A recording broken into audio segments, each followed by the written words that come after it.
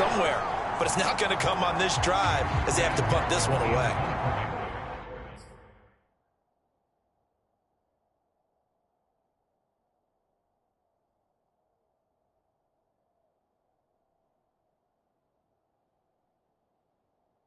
Here's Sam Martin now, as he'll punt it away for the 4th time today.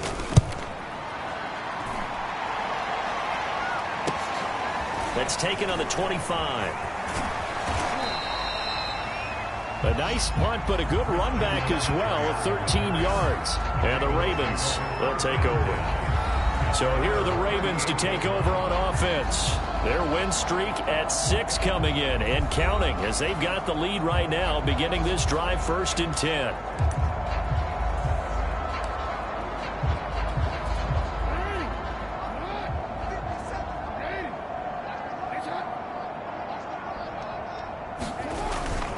They'll start on the ground with Dobbins.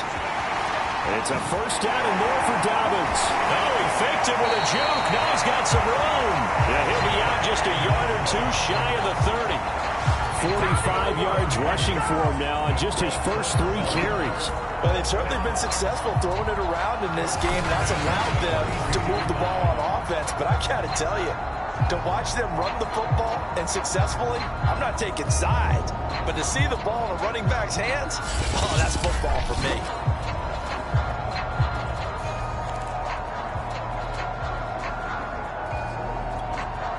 So the big play changes the complexion of things. Here's 1st and 10 just outside the 30. Now Jackson. That's into the hands of the tight end Boyle. And he's out of bounds. Almost gets to the 10.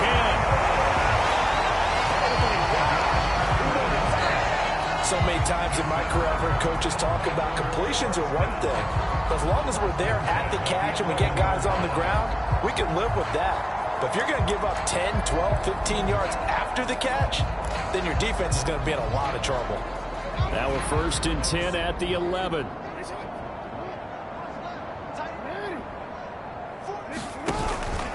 Jackson on the give to Dobbins. And this will leave him a yard short. Nice pickup of 9 yards on 1st down. A lot to praise on this drive, obviously. I know you're seeing what I'm seeing. Those guys up front, they're getting it done. Doesn't matter what play is called. They are handling their business at the line of scrimmage and dominating right now on this drive. Another run, this time McCaffrey. And he is into the end zone for a Baltimore touchdown. Christian McCaffrey hitting double digits with his 10th touchdown of the season. And the Ravens continue to pull away here in this 1st half. Just power football there down near the goal line. Give it to him. He's able to push his way across. Yeah, they went heavy there. Sometimes you have those big offensive linemen come in, have to report like they're eligible. But all they're doing is getting a good stance, blocking, and getting their runner across the goal line.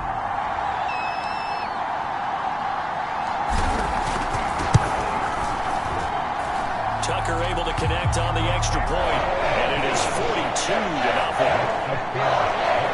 A drive there in just 4 plays. And the last play on the drive, the touchdown run from Christian McCaffrey.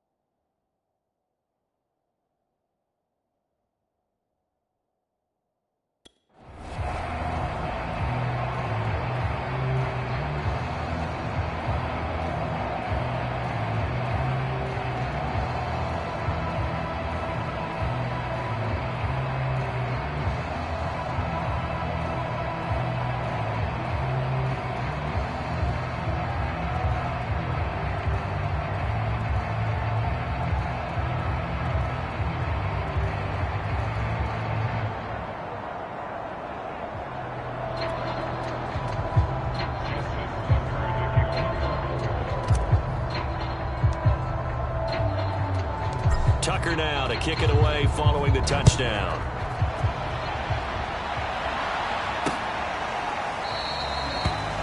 No return here for Wilson. It's a touchback. It'll come out to the 25. Joe Mixon and the rest of his offense making their way back onto the field. They haven't been able to get him on track. They haven't been able to get this offense on track. No points so far. Maybe it's time to start doing a few different things. Throwing the ball a little bit, maybe featuring other people touching it for a while, and then you get a chance to come back to him when things have changed a little bit. They have to make an adjustment. There's still time for him here as we sit in the second quarter. Burrow going to lead up the Bengals here, 1st and 10 at their 25-yard line.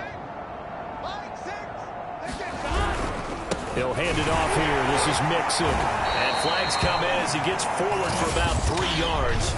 And let's check on the call.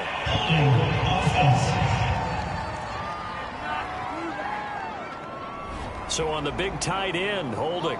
Each and every year, we talk about very few tight ends coming into the league that are polished blockers or asked to do it a lot in college. So it's a constant struggle and a constant fight to learn how to do it without holding. Here we go. Check. Here we go. Ready? After the penalty, it's Mixon. And he still has yet to get on track in this first half as they're going to stop him behind the line. It's a loss of a yard there, and now 2nd down. I have a feeling they'll stay committed to running the football, especially on their early downs. They just haven't had a whole lot of success just yet.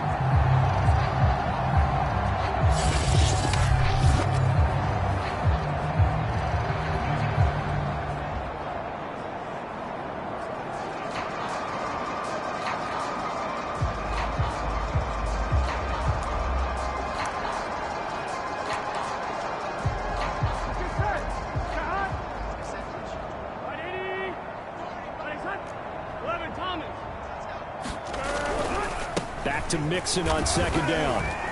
And he'll take this up only to about his 18-yard line. 2 runs in a row, but only 2 yards to show for it. Some of these play calls, I think they're a little conservative, but you know me, because it's easy to sit up in this booth, right, and make all the calls and think I'm going to be correct. But I would like to see them open things up, because otherwise this defense is just going to gang up on the run and shut them down. Now on 3rd and long, they'll look to throw. And that is incomplete. The passing game not in sync here early. And now it's 4th down.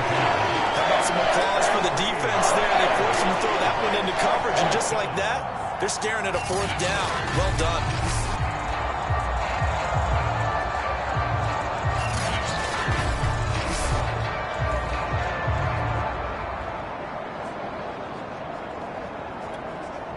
Here's Sam Martin now as the drive goes backwards, so he's on to punt it away.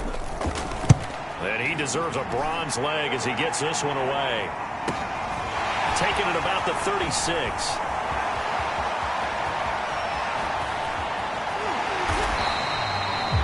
So dangerous with the football in his hands. Call that a return of 38. And the Ravens set up well to begin their drive as it'll begin in enemy territory already.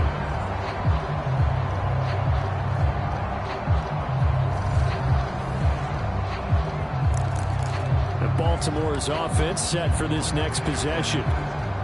And they come into this one riding that nice long win streak. And remember, next weekend is an open week for them. So if they can get the win here, a lot of momentum into that time off. It certainly is. And if you're wondering if anybody's saying, boy, this is coming at a bad time, we want to keep playing, the answer can be yes. Because when teams are on a hot streak, they want to keep going. But what the veterans are telling the young guys in the locker room, an open week is always good, guys. Take it, and let's go with it. He covered a lot of ground, great blocking, and now they can sniff that end zone. They certainly can, and because of that run, maybe you come back and fake it to him on this play and throw a little play action. Someone should break wide open.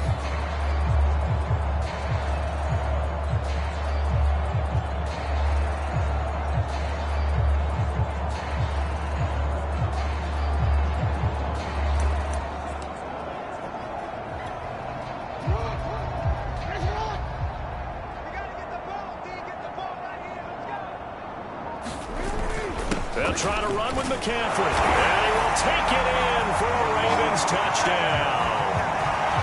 Christian McCaffrey with his second touchdown here in this first half. And the Ravens are able to strike quickly to add on to their lead. If you didn't know it, it won't surprise you to find out that this team leads the league in scoring. They've been a quick strike team all season long. There's another example. They did it again. This offensive coordinator, right now, you can write his ticket towards being a head coach. He's advanced in the ways of offense.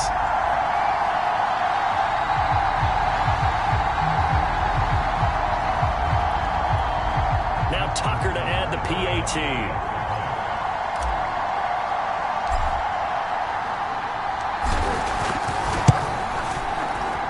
And the route is on here in this first half. They had the short field, and they made quick work of it. Just 2 plays to get into the end zone.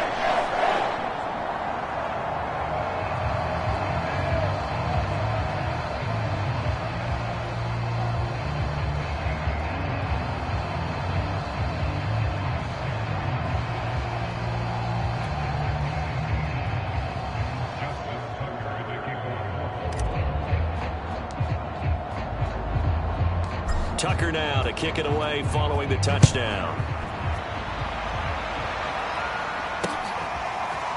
Brandon Wilson now from his end zone. And no chance to get away as they'll get him down at about the 17-yard line.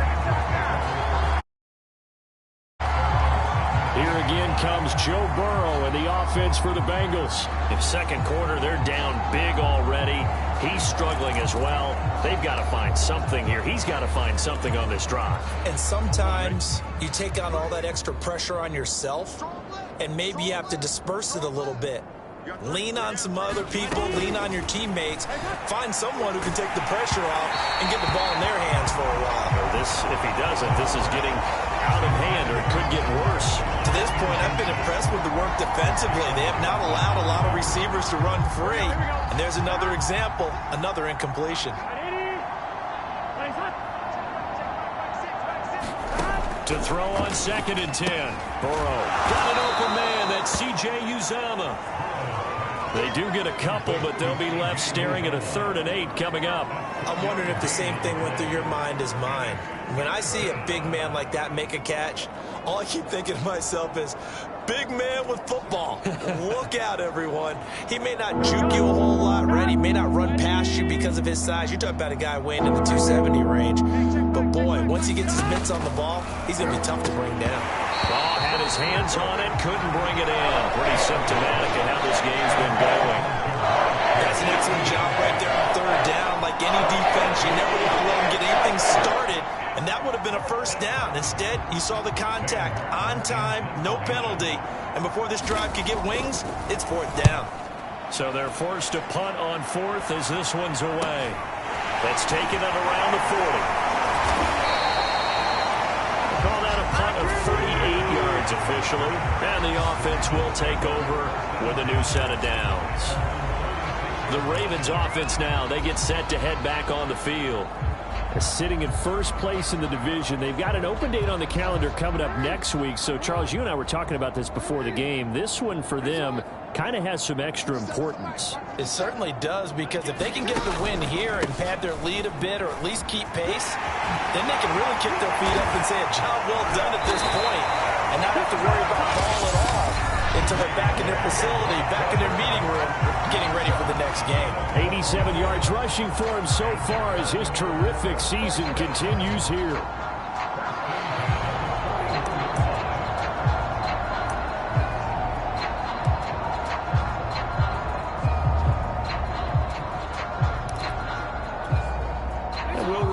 Coming up at halftime, we'll join Jonathan Coachman and the gang in Orlando. Coach will have stats and scores from the early games going on here around the NFL. Meanwhile, Jackson's throw into the hands of Andrews. And he's got this down almost to the 20 before he's dropped. Let's just call it what it is. This has been a flat-out struggle for this defense all game long. They've really had a hard time slowing them down.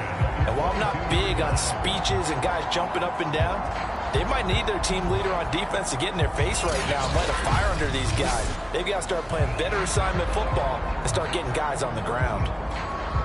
Back-to-back good plays have them on the move on 1st down. 57,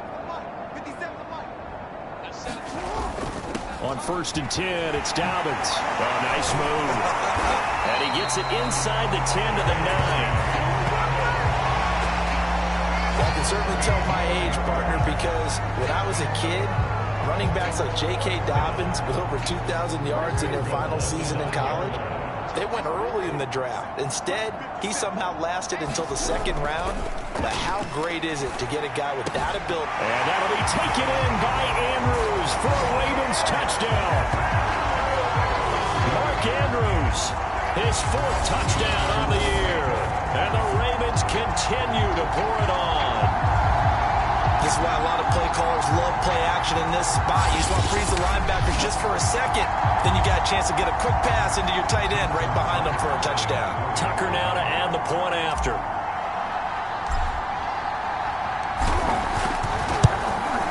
And the route is on here in this first half. So that drive, 4 plays. And it's capped off by the Baltimore score.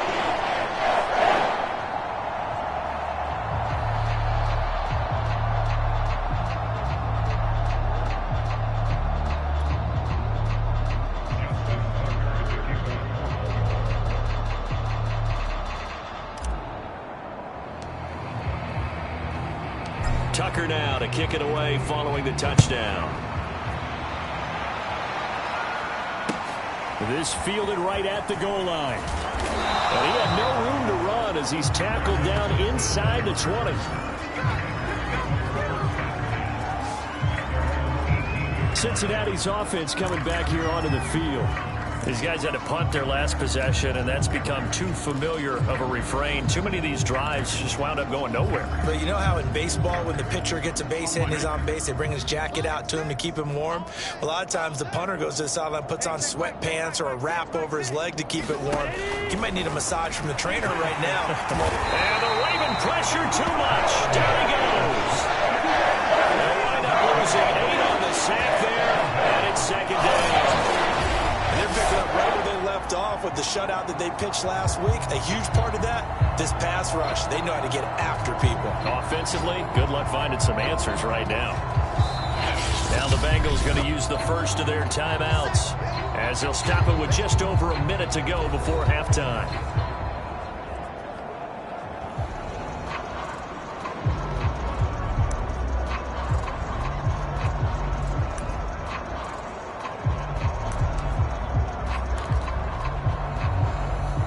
Behind the sticks here with a 2nd and 18.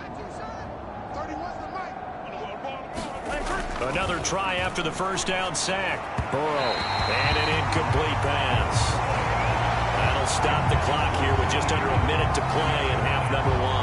Well, as we get ready for 3rd down, let's go back and recap here. The sack on the first play of this drive, that threw a wrench in what they were trying to accomplish because they were compelled to throw the ball on 2nd down. A running play was not in the works. And that incompletion set up another passing down here on 3rd and long. And he won't be close to a first down as he runs into a wall right around the line of scrimmage. No gain on the play there. Nice job defensively. And it likely forces a punt situation on 4th.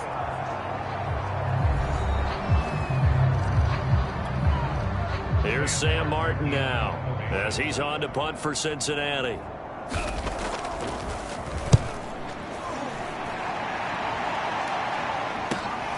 It's fielded at the 45. And he is out of bounds, but not before he's inside the 30. It's a nifty return of 29 yards. And this offense, they're going to have excellent field position. They take over with a 1st and 10 on the short side of the field. And the football back over to Baltimore and J.K. Dobbins. He's already cruised past the 100-yard mark. We haven't even gone away for halftime yet. He might not want halftime. All right, why cool off? Keep everybody here. Let's stay out on the field and keep going. But all that being said, everything is really working well for them. The play calling's been excellent. The blocking's been terrific. And obviously his vision and legs have hurdled him to this big number so far. We could be seeing something really special here. And we'll see how much they give him the ball here.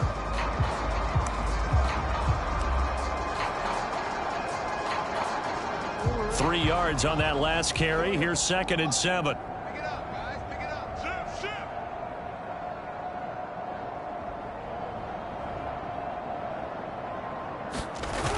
McCaffrey on the toss right.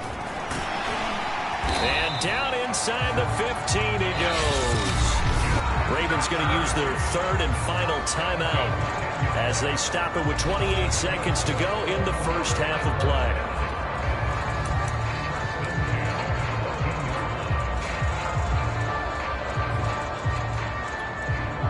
Here's a 1st and 10 at the 14-yard line.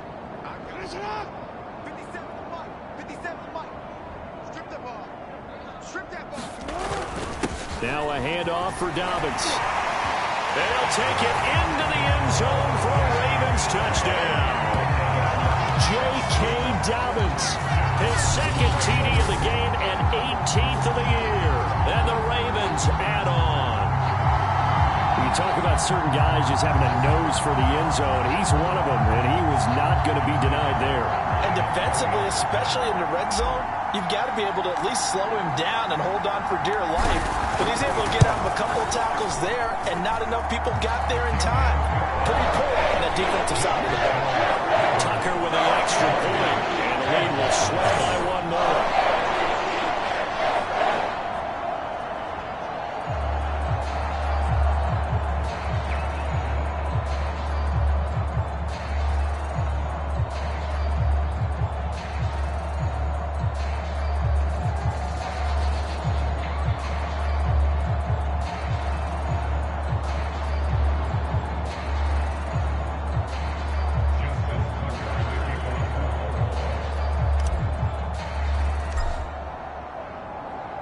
Tucker now to kick it away following the touchdown.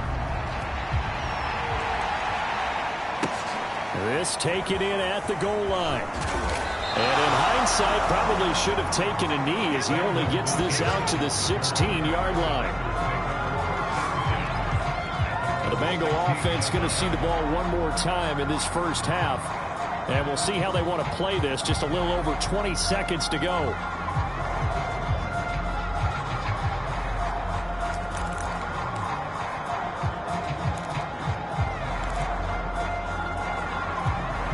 A little over 20 seconds remaining in the half as they'll line up here 1st and 10.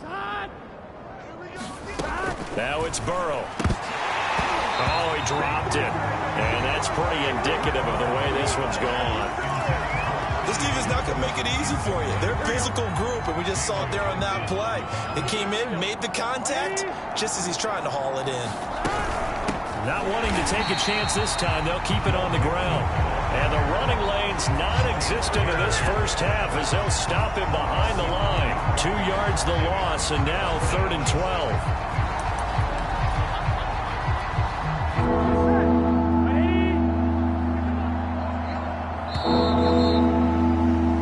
So we've reached halftime here in what is quickly turning into quite a rout. As we'll send you down to Orlando, we check in with Jonathan Coachman for our EA Sports Halftime Report. Coach. Okay, Brandon, thanks very much. A lot to get to here as some of the division races starting to take shape as we look around the NFL here in week number 7. We'll begin our tour up at First Energy Stadium in Cleveland, where it was definitely a game with some intrigue, as you can see by the scoreline. Teddy Bridgewater leading the way in the victory with 3 touchdown passes. From there, we head down to sunny Miami to check on the Dolphins at home at Hard Rock Stadium. And they've got the lead in that one over the visiting Atlanta Falcons. 3 Tua Tagovailoa touchdown passes there. Lastly, let's get you to MetLife Stadium to see what's happening with the Giants at home in East Rutherford. And for the moment, they find themselves trailing the visiting Carolina Panthers. Cam Newton's thrown a touchdown pass. In the game you're watching, we've seen a strong first half out of Lamar Jackson. He's thrown for over 200 yards already, and his guys have the lead as well. As we get you back to Brandon Gaudin.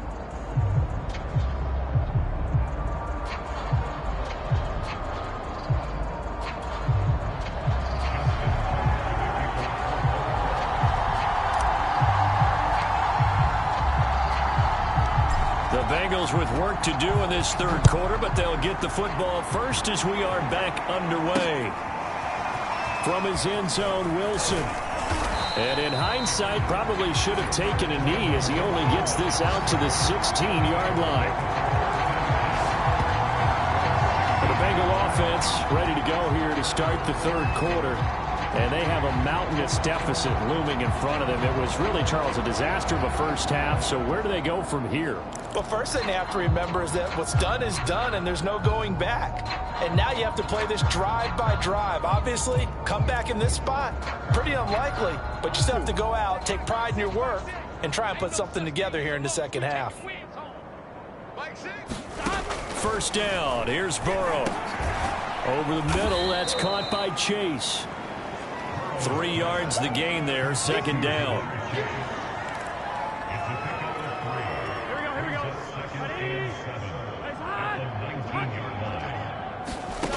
Here's Burrow setting up to throw it. That one taken in by T. Higgins.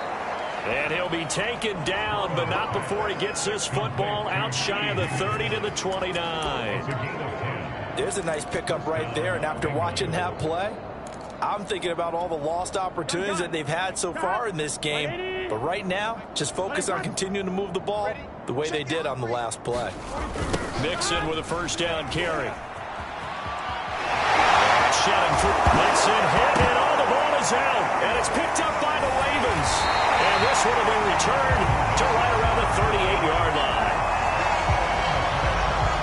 He's been a workhorse for them in this game, and ball security hasn't been an issue until that point. Yeah, and let's face it, when he's going to carry the ball that many times, he becomes more and more of a target for the defense, knowing that he's going to be the primary guy. They'll just send more and more players towards him, trying to make sure they knock the ball free.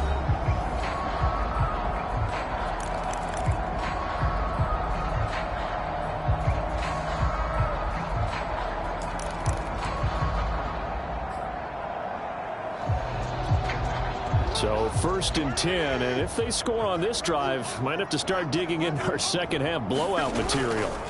After the fumble recovery, it's Jackson. He's going to fire one deep, middle of the field. It's caught at the 1, and all the way in for a Ravens touchdown.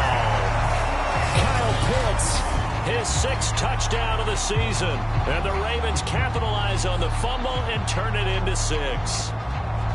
That was a nice little setup there off play action for the long touchdown pass. Yeah, I got to tell you, it brings back bad memories for a guy like me as a former defensive back, because in a playbook I knew a long time ago, we described that play pattern as draw pass 9 go, meaning fly pattern after the play action pass, try and hit him for the deep ball, and boy, were they successful on that one. So tough because his speed is so great, you've got to make sure you don't miss any cues or keys in order to try and keep up with him. Draw pass 9 go. That's still a nightmare to this day? Yeah, I still wake up in the middle of the night and feel the guy going past me.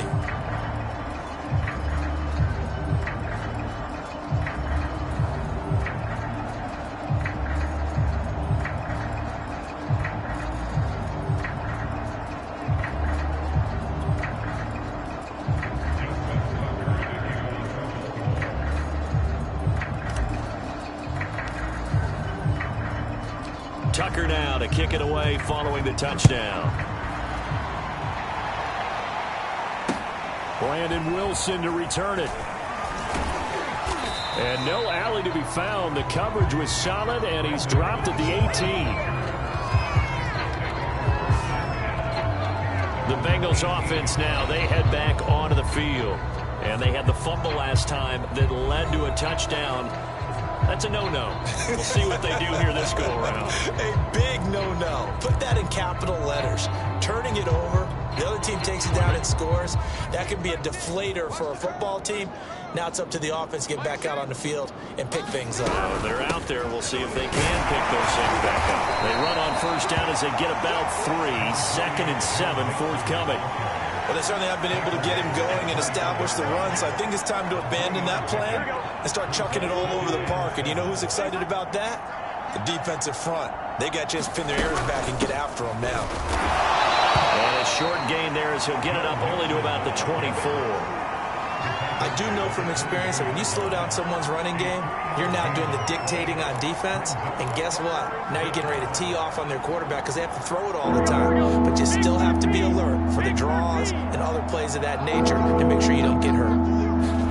Now Burrow. Oh, that's into a sea of bodies, and it's intercepted. Picked up by Patrick Queen. And his guys will take over at the 25-yard line. CD, I know it's just his second year in the league as a quarterback, but that's going to be one when he flips on the tape. He's like, I shouldn't have thrown that ball. No doubt about it, and his coaching staff will be emphatic about he shouldn't have thrown that ball. But remember, second year, as you noted, on-the-job training, so he's got to take this feedback that he's getting, negative or otherwise, and turn it into positives moving forward.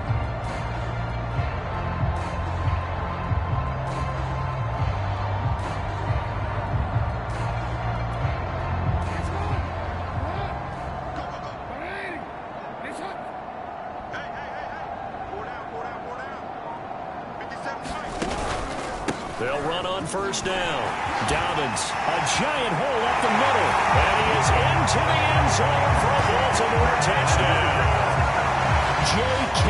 Dobbins, 25 yards. And the Ravens turn that interception into a touchdown. So the turnover sets it up, and then a touchdown run here on the ensuing play. And Brandon, a lot of times you see teams take shots in the passing game on a quick change like this. They go right back and throw one for the end zone.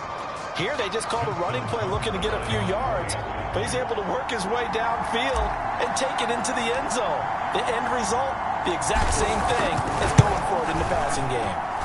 Tucker able to connect on the extra point, and that will extend this big lead. They got the ball in great field position. One play later, boom, end zone.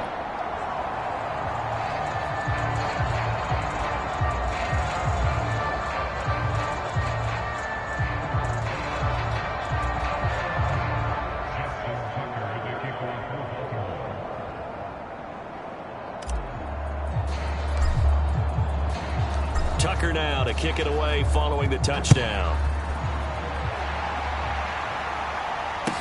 Taken at the goal line. And he will be brought down here inside the 20. Good coverage as he's dropped at the 17. Cincinnati now ready to take the field. And following the interception, just any interception, are you a little bit more cautious when you start that next drive, or no, you just throw that out the window? I think you are. I don't think that there's any way you can run back out there and go, totally didn't affect me. Let's just go ahead and be loose with the football again. You're going to take care of it, but you have to be careful about being too cautious because now you can't run any offense at all. Still want to attack. We'll see how they attack him here. And he goes down. It's a sack. They get him back in his own 3-yard line. And Dave Owe, he continues to wreak havoc in the offensive backfield. Sack number 16 on the year.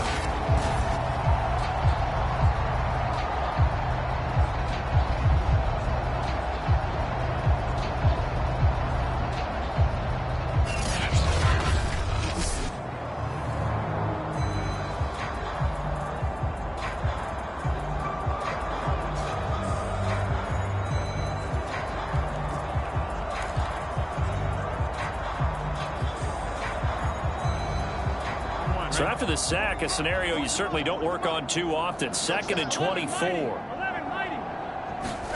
Now Burrow down around his goal line. And that throw behind his man. He missed him. Incomplete. He's had trouble finding open receivers all game, CD, and that's because really there hasn't been many. This defense has been all over him. Yeah, they're one of the better defenses in the league, and every time I talk to someone around the NFL, they all say the exact same thing. They're so fundamentally sound, it's hard to execute against them. On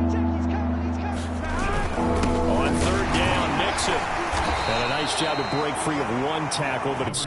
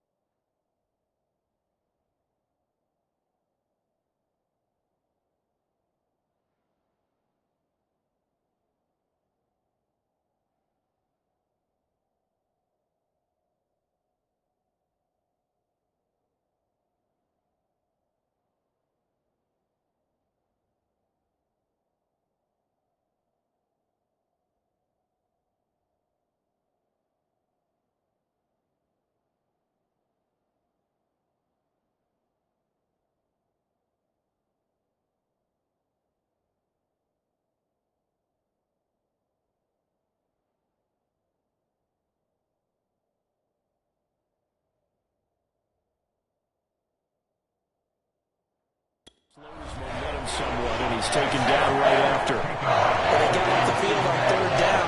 Excellent job, an excellent defensive series. We always talk about adjustments, and usually only at halftime. But the best teams adjust series to series. And on that series, they adjusted so well that they got the job done in fine style.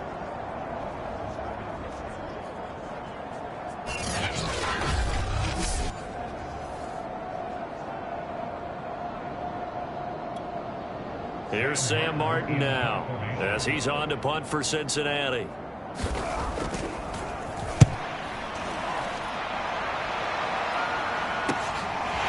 Take it on this side of midfield. And he's going to be out of bounds, but not before he takes it inside the 40. Nice work on the return as he gets about 15 yards back. And possession will switch hands, 1st and 10. And the offense for the Ravens returns to the field. They are clicking on all cylinders. They seem to be just scoring at will right now, and that's why they've opened up this big lead. You know, we always talk about getting into the zone, and all athletes are seeking that, aren't they? Where everything is working for them, every move they make works, it clicks, and they are on point right now. Yeah, they are in that zone that you're talking about.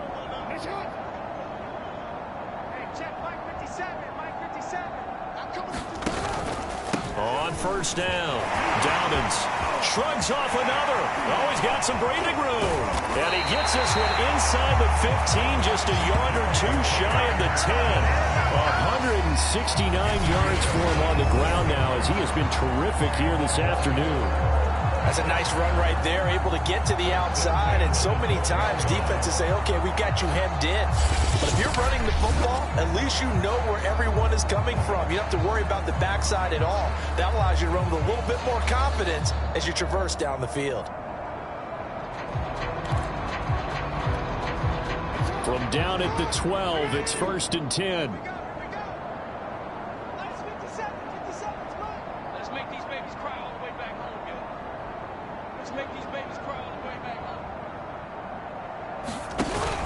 Right back to Dobbins on 1st. And he'll take it into the end zone for a Ravens touchdown. J.K. Dobbins with touchdown number 20 on the year. And the Ravens get another third-quarter touchdown to add on to that lead. And that rushing touchdown is 4th, puts him just one shy of the NFL record in a single game. And we all know he would love to get to that record and even beyond it. But he doesn't need to in order to impress in this one, does he? What a performance. What an absolute great game that he's had here in this one. Tucker with the extra point, and the lead will swell by one more. Well, it wasn't a one-play drive, but I think they'll take it. The scoring summary, 2 plays and into the end zone.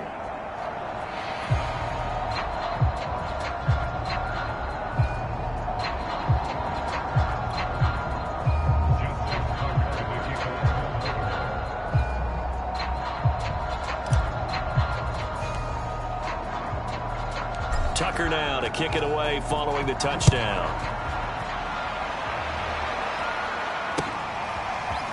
From his end zone, Wilson. And he had no room to run as he's tackled down inside the 20. And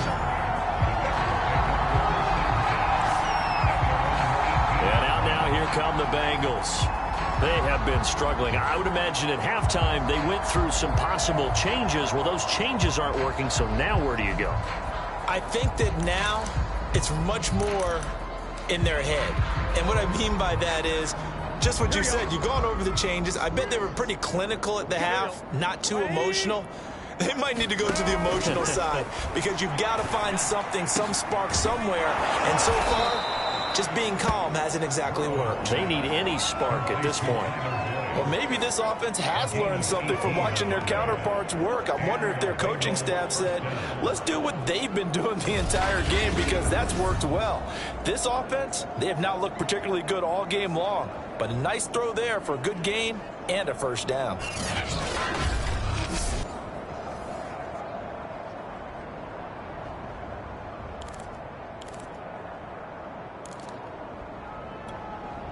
So from the 36 now, 1st and 10. Burrow looking to pass. That's caught by his tight end, Uzama. They'll contain him to just 4.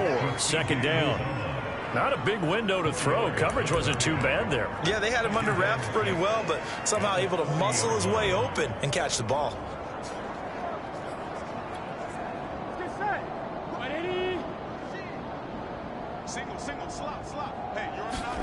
Throwing again on 2nd down. Burrow. Open man is Uzama. And he gets this one to midfield before he's brought down. Many different ways to create space, but on that play, he did it with that big, wide body of his. Didn't get a whole lot of yardage on the play, but it did what it was supposed to. Pick up a 1st down. Under a minute to go in this 3rd quarter as they come up 1st and 10. From midfield now, Burrow. And now Burrow going to be intercepted yet again. He's picked off just shy of midfield. And to the 40-yard line, that's where the return stops. Boy, so another interception, CD, and it feels like he's starting to unravel a little bit. And as you would expect, still a work in progress here in his 2nd season.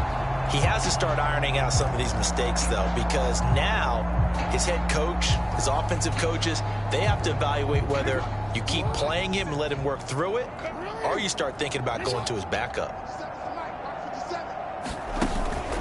They'll run on 1st down. Dobbins. And maybe a measure of revenge there. He's had his way in this one, but this time they get him behind the line. Officially, it's a 1-yard loss. That's going to bring up 2nd and 11. This offense has had a lot to like in this game. I don't know that last play, though, is going to make the highlight reel. It's not going to make the highlight reel, but it will be the focus of the film session that the team has to sit through. I've sat through those before. Never any fun. You're always excited about your good plays, and they actually fast forward through those. All right, that was good. All right, great.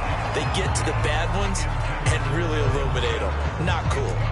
So this game, Charles, you know, we talk about potential unbeaten seasons a lot. It feels like every year at some point in the season we talk about that. But this is one of those games where if you're unbeaten, you got to be careful. You can't take this one too lightly. You're exactly right about that. And by rights, this should be a cakewalk. Almost a week off. Let the starters run up the score in the 1st half. Backups get to play in the 2nd. But you and I both know the funny things sometimes happen when you think this way. So it's incumbent upon the starters to really play well to make it work for this team.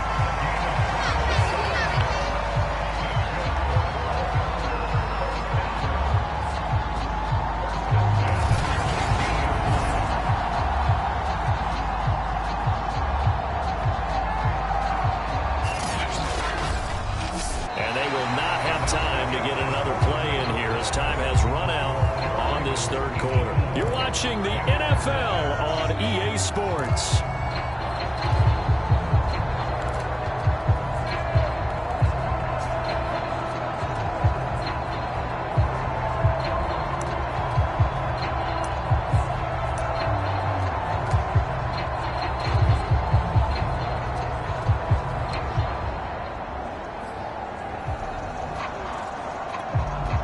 So the ball down to the 16 here for 1st and 10. Off the play fake to Dobbins. Here's Jackson. Forced out to his left. And he is into the end zone for a Baltimore touchdown. Lamar Jackson, a 16-yard touchdown run. And the Ravens add on to their lead, and it's looking like that win streak is going to extend another week. And you wonder now if he might be able to remove the helmet, put on the baseball cap, and watch the rest of this one from the sideline. His 5th touchdown pass of the game. Say that again. Did you say 5th touchdown pass of the game? Yes, sir. But that's a heck of a performance, isn't it? Because they've had no answer for him at all game long. Receivers have been open constantly, and he hasn't missed a single one of them. Tucker able to connect on the extra point, and that will extend this big lead. Just a 4-play drive that time, and it was capped off by the touchdown run that came from Lamar Jackson.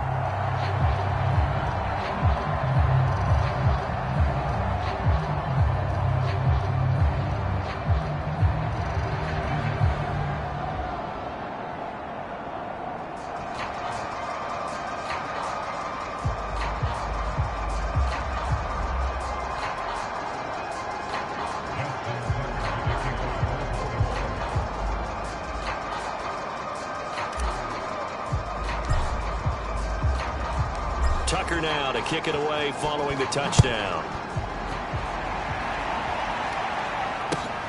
Wilson now on the return. And he's going to get this across the 20 as he's out of bounds at the 23.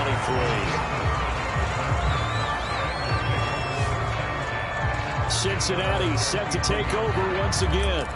Well, I think that the folks here had hoped that maybe this home atmosphere would carry their guys to a surprise victory, but it does not appear that that's going to be the case. There's too much to handle on the other side in this one. Burrow and the Bengals with a 1st and 10 at their own 23. Trying to shake off the interception from the last drive. He'll look to throw. And he'll be corralled right around the 34. Well, this game is certainly pretty well over. They go ahead and mark it in the win column. But as a defense, they don't want to get so soft now that everybody just throws the ball all over the place against them, gets big yardage, and puts points on the board. They have pride, too, on that side of the ball.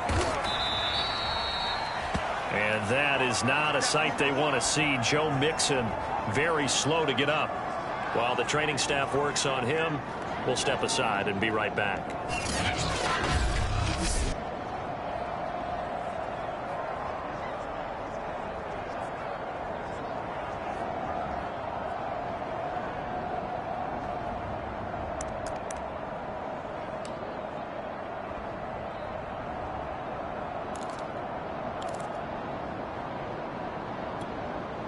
Ready? Check back. Watch one. 40's mine. 40's the mine. Pick me up. Here we go. To throw again on 2nd down. Burrow. That's caught by the tight end, Drew Sample.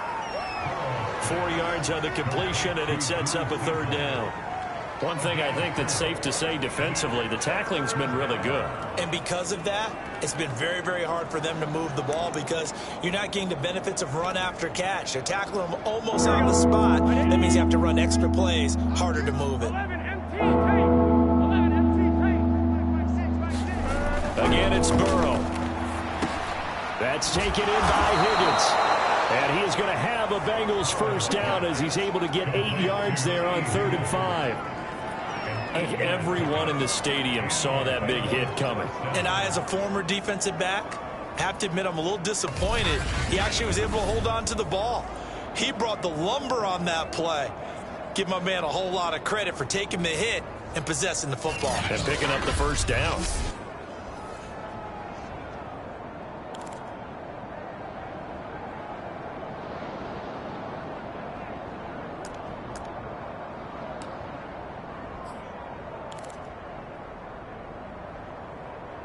A couple of 1st downs on the drive already, as they'll go from the 47 now on 1st down. Now it's Burrow. And that one complete once again to Higgins. 7 yards the pickup there.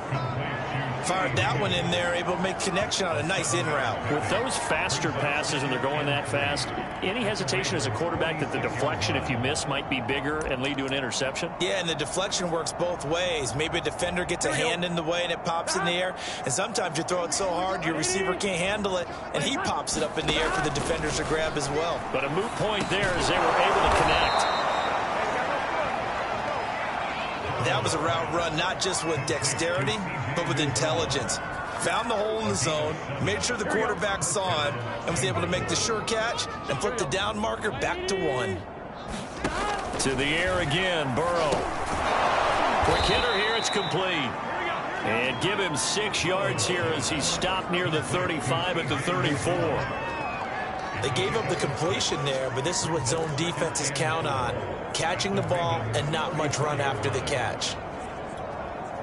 4 yards remain for 2nd down. Here we go. Out of the gun, it's Burrow. And he goes down. The Ravens able to get to him. They wind up losing a full 9 yards here on the sack. Now it's 3rd down. It's almost closing in on the league lead in sacks. He came into the game in the top 5. Now you add 2 more to his total.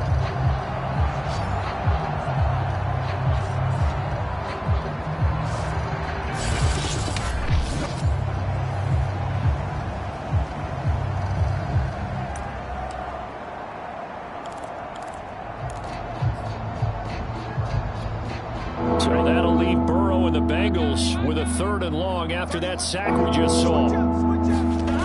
They'll set up a throw. And his pass is intercepted for the 4th time today. Picked off by Jalen Johnson. And he's free going down the left side. It's a foot race. And he will bring this back. It's a pick 6 and a Raven touchdown. That's the story of the game. They've been suffocating all game long on defense. They were suffocating there again in a big way. And they've done it not just by out-athleting them, which is often the case, but by being able to adjust to anything they tried to throw at them and beating them to the punch each and every time. This was a defense that was well prepared.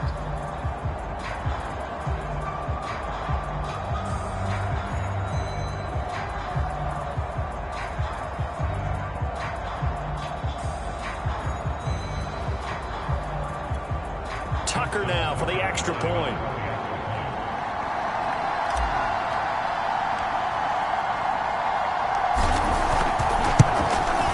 Now this one was over a while ago as they just add on to their big lead.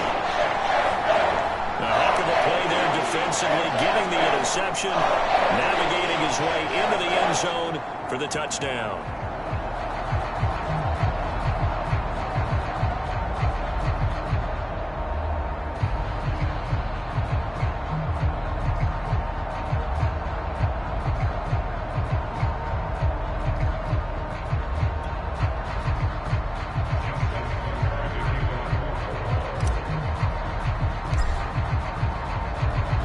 So they'll get another shot on offense following that pick 6. And now the kick is away. The return man, Wilson. And no alley to be found. The coverage was solid, and he's dropped at the 18. The Bengals offense returns to the field. We certainly had a sense coming in here that these guys were in for a tough one on the road. That has been how this ball game is played out. They trail big as we continue on now here in this 4th quarter.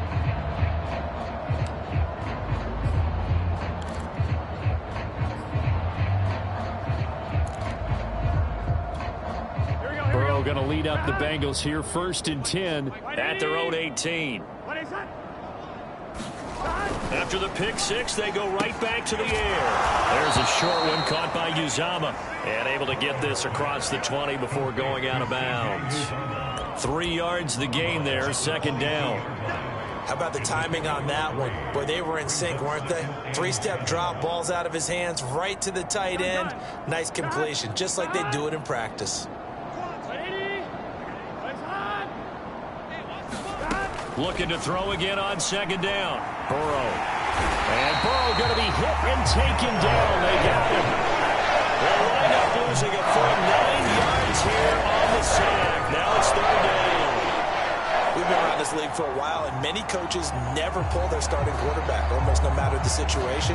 In this case, though, I think he's got to make a decision. He's taking a pretty good beating out there. Yeah, with the deficit, maybe not wanting to risk an injury.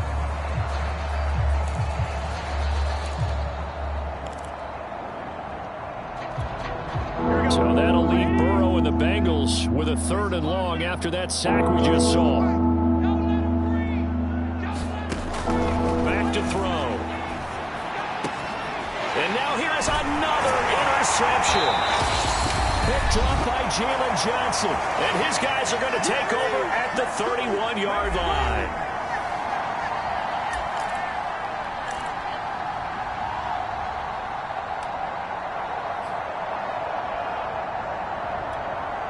So it's Raven football here as we welcome you back. And they have just about put this one on ice as they've got it here, 1st and 10. On 1st down, Dobbins. And the result here, a pickup of 8. Leaves him with 2 to go on 2nd down. Well, they'll take that every time with a lead. 1st down, 4th quarter, getting 8 yards. You love that. They will take it, and you have to ask the defensive guys, why did you give it? I mean, you know the situation. You're down, have to stop them, have to get the football back. But 8 yards on 1st down puts them back on their heels. It's just me and you. It's just me and you. Now Dobbins again on 2nd down. He's to the 10. And they're going to score again. Yet another touchdown touchdown as they just add to their totals. Well, business as usual for them. Well on their way to another victory. Riding a serious wave of momentum from what we've seen. And so far, they haven't met their match. So if you're going to play this team in the future, your mission is clear. You better be ready to play and match their firepower.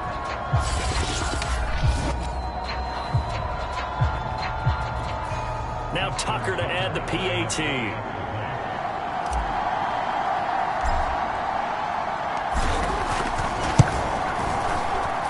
And this one was over a while ago as they just add on to their big lead. Well, that drive started with not a whole lot of real estate in front of them. In plus territory, excellent field position. 2 plays later, pay dirt.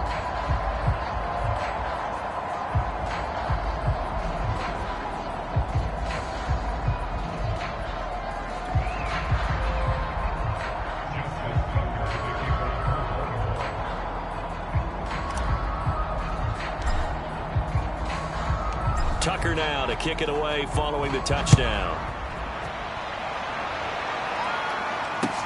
Now it's Wilson. And up deep in his own territory, he coughs up the football. And it's picked up by the Ravens. And that should just about do it. They return it to the end zone, sealing it with a defensive touchdown. And for them, this train, it just keeps rolling, doesn't it? Well on their way to yet another victory. Yeah, it's almost a runaway, isn't it? And you just wonder how anyone could stop this. They got full momentum going, full confidence going. But it's not just their own confidence that's leading them. It's the lack of confidence against their opponents now because they see them coming and think, we've got no shot to beat this team. Tucker with the extra point. And the lead will swell by 1 more. The scoop and score, always an exciting play in football, and we witnessed it there. Grabbing it off the ground and then rumbling it into the end zone for 6.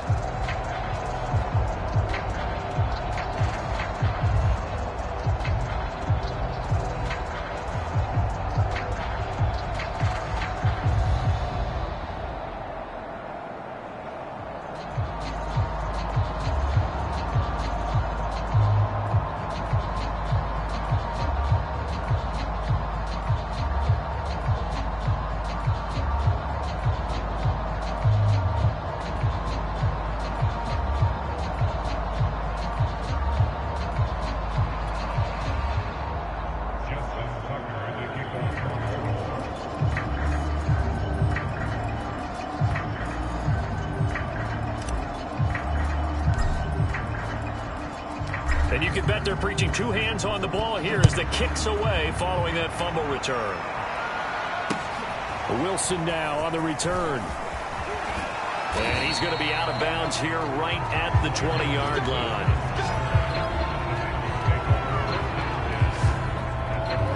Now the Cincinnati offense ready to see what they can do here. And let's face it, this drive is not going to have any bearing on this game, but it's kind of important for one reason, isn't it? It certainly is. You got to get points. And, okay, all right, I'm being facetious here, but you get points, you feel a little bit better about yourself as you move on to the next one. Here we go. At 80. 65. 31's the mic. Wild Bill. At 80. They go back to the air here after the INT on the last drive. Looking middle, and it's incomplete. Another throw there off the mark, and obviously he's battled all of the interceptions. Things just haven't been true to form for him. I don't know. What do you think's going on out there, CD? That's a great question, and my suspicion is he's been coached really well to not show that he's having a problem. You know, they always tell you no matter what, you keep throwing the football with confidence. Well, we're not seeing a confident thrower right now.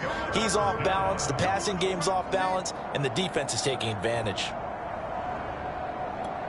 And on 3rd and 8, defensively, they're going to beef up the secondary. 6 defensive backs. Burrow will throw. And tight coverage there. It's knocked away, incomplete. At this point in the game, they've got to continue to try anything they can. They're still working at it, even though this one feels like a lost cause. On 4th down, the punt team is on as this is sent away. And it's fielded at the 34. They juked him. A very good return that time. 18 yards. And out will come the offense as they take over. Baltimore about ready to go on offense. And this crowd has certainly liked what they've seen. Their guys fully expected to win this one coming in, and they have not disappointed as they've got the big lead here in the fourth.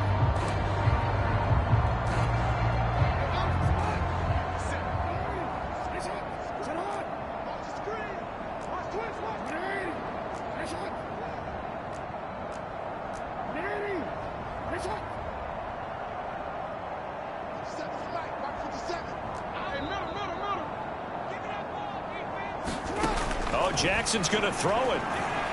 Going for Metcalf on the deep ball. And this will be caught.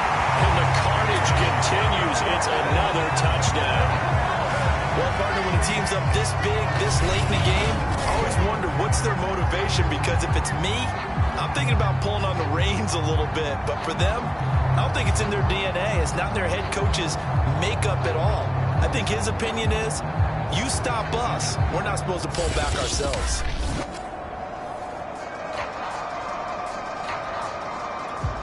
Tucker now to add the point after.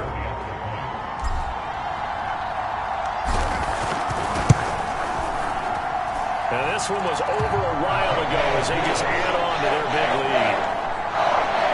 Well, the offense wasn't out there for a long time, but they were out there for a good time. One play, and they're able to hit pay dirt.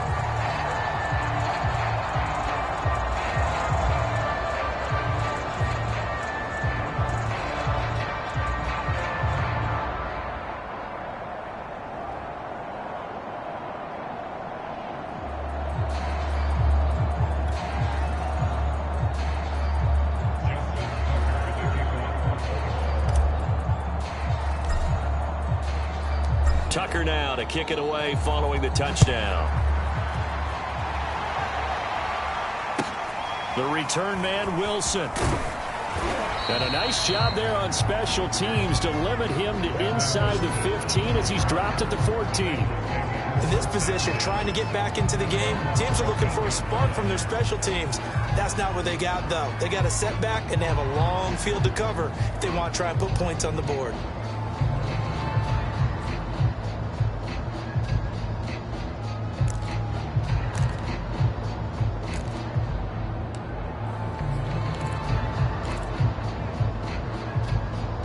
Here's a 1st and 10 at the 14-yard line.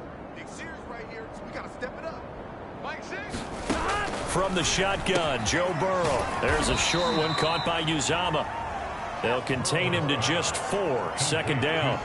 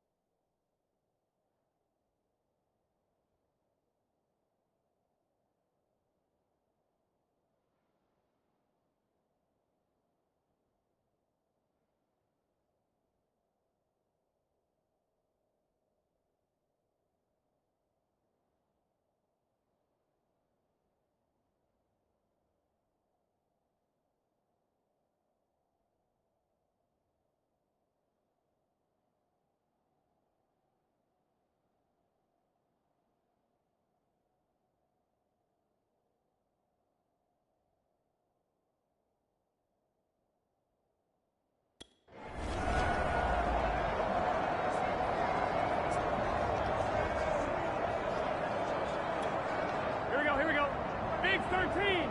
Big 13. A final shot now for Burrow. He'll flip this out to Evans. And down he'll go at the 25. So the final seconds tick away in this Baltimore victory. And I tell you what, Charles, this might be about as good as it gets. They were incredible. Yeah, offense was in fine form. The defense threw the shutout at them. I think they worked in concert together. What I like about the offense was they held the ball pretty well. You know, time of possession, exactly what they were looking for in this one. And that helped out their defense. Didn't have to be out there the entire time. So when you do that and you're out there fresh playing, off a little extra spring in your step, and it showed up in this one. They had a ton of spring in their step. Impressive victory. So for Baltimore, their winning ways continue as they get it up to 7-0. And they'll be able to enjoy this one through the bye week before they get back at it again. Meanwhile, for Cincinnati, they dipped to 2-5 now with the loss. And they'll try and turn things around next week as they have a date at MetLife Stadium.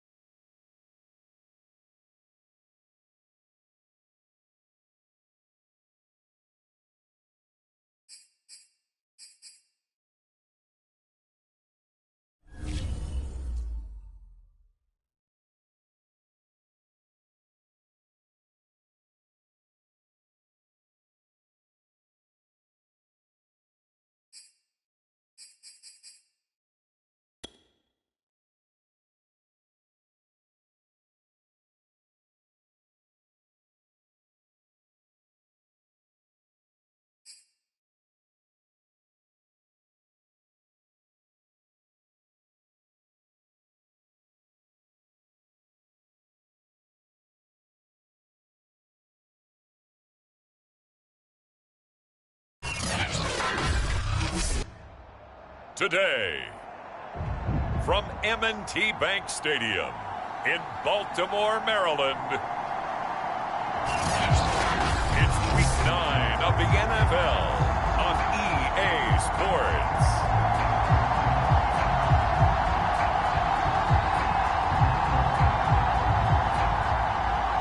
The first 2 months of the regular season down. What will the final 2 bring us as we're off in Week 9? Here's Christian McCaffrey to return it. Now a crease here as he's past the 30.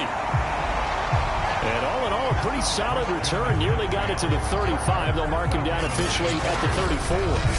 Well, the Ravens offense set to take over and led by a man still just in his 4th season in the NFL, the 2019 MVP, Lamar Jackson. And I think if you ask most folks to give you their first half MVP, very likely they're going to say it's this man right here. The NFL's leader in touchdown passes to this point in the season. Still 2 months to go. But if he can keep going to the pace he's at, this is going to be a dangerous team come January, and he could very well walk away with the MVP.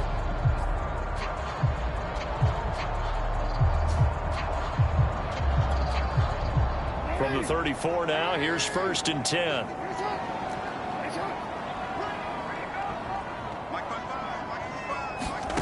To throw is Jackson. Dancing to his left. The quick feet by Jackson. And Jackson's so tough to stop. He's got a first down, and he gives himself up there at the end. Partner, he was going through his progressions. Not there, not there. After about the 3rd one, he decided he better pull it down and run for it. And he slides down and avoids the hit for good measure. So 1 play, and they're already just shy of midfield. They'll run for the first time with J.K. Dobbins. Takes to midfield, but no further. Just a yard there. Defensively here, you're facing a top 5 team in terms of points scored in the NFL. So when they're that high power, you've got to find a way to hold them under 20. Because to me, that's the magic number. 20 points scored gives yourself you give yourself your best chance to win. So if they're up around 24, 28, 30, they could be in some trouble. And I think so, because then you turn it into a shootout, and that means your offense has to keep. And this is caught right along the sideline. What a job of keeping the toes in bounds there. A big connection on that one. 37 yards. Execution was one of their watchwords leading up to this one. And on that play, able to execute brilliantly here on this opening drive.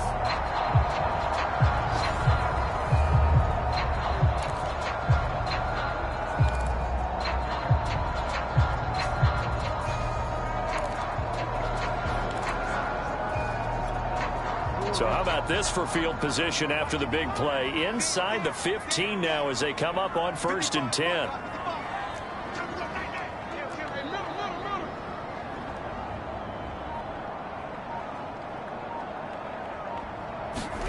From the red zone now, they'll look to throw. Got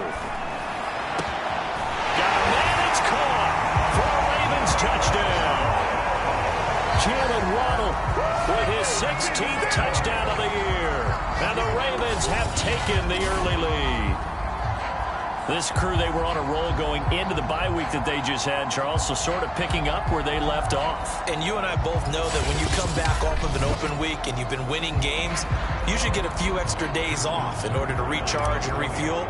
But coaches often hedge their bets, too. They'll bring them back and work them really hard that first practice back to make sure that they're back and grounded. Whatever they did, formula looking good so far in this one.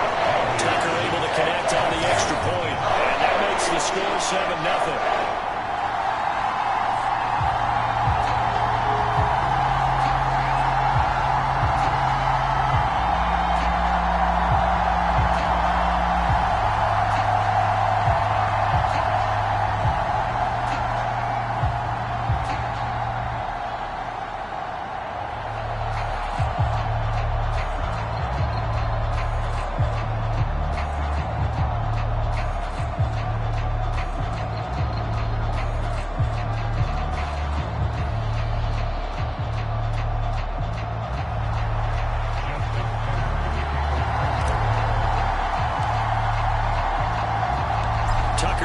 Kick it away following the touchdown.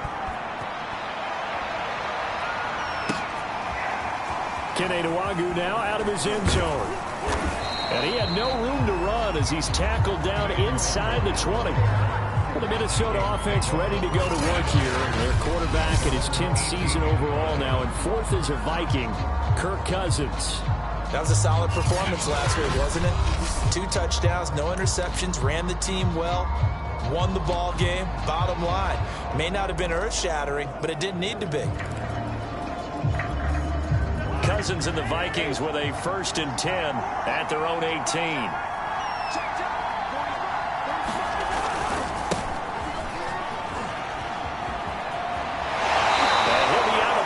Just shy of the 30. And that's why Dalvin Cook is the Minnesota Vikings featured back. You put the ball in his hands, good things happen. Second in the NFL last year in rushing with 1,557 yards, and that's now back-to-back 1,000-yard seasons with 30 combined total touchdowns. Now the hit comes, and Cousins lost the football. And the Ravens have got it. He was under duress, surveying, trying to find somebody to get the ball out of his hands. In the meantime, the defense, they took it out of his hands. And when the ball snapped, I know exactly what the defense is thinking. Get a sack, put him on the ground. But when you can also knock the ball free while doing so, oh, there's the bonus for you as a defender. So here's a 1st and 10 now, down inside the 20.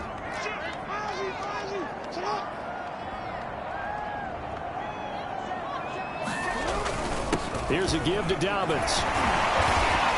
And a good gain here of 9 from the...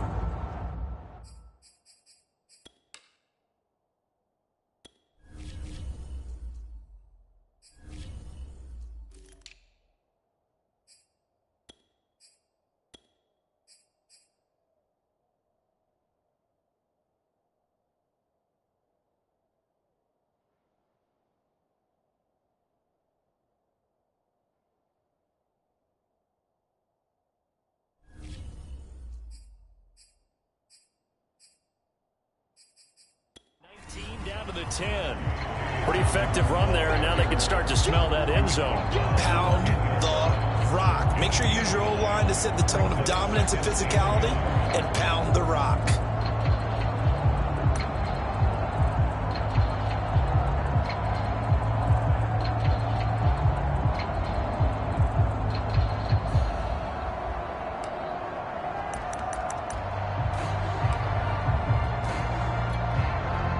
Resting on the 10-yard line, it's 2nd and 1. They'll run here with Dobbins. And he'll take it into the end zone for a Ravens touchdown. J.K. Dobbins, touchdown number 22 on the season. And the Ravens are off to a 13-0 first quarter lead. The full team is involved in this game early, aren't they? Go down the field and score on offense, take the ball away on defense, and go right back and score again. You got to like the way that's working for them. That's exactly right. Touchdown, turnover, touchdown, 2-score lead. A little bit like you at breakfast this morning. I got to get this in. You had a perfect omelet, dropped it, so a little bit of a turnover, went right back down and got that omelet and crushed it. You got to do what you got to do. You got to do what you got to do. Don't worry about your hands, though.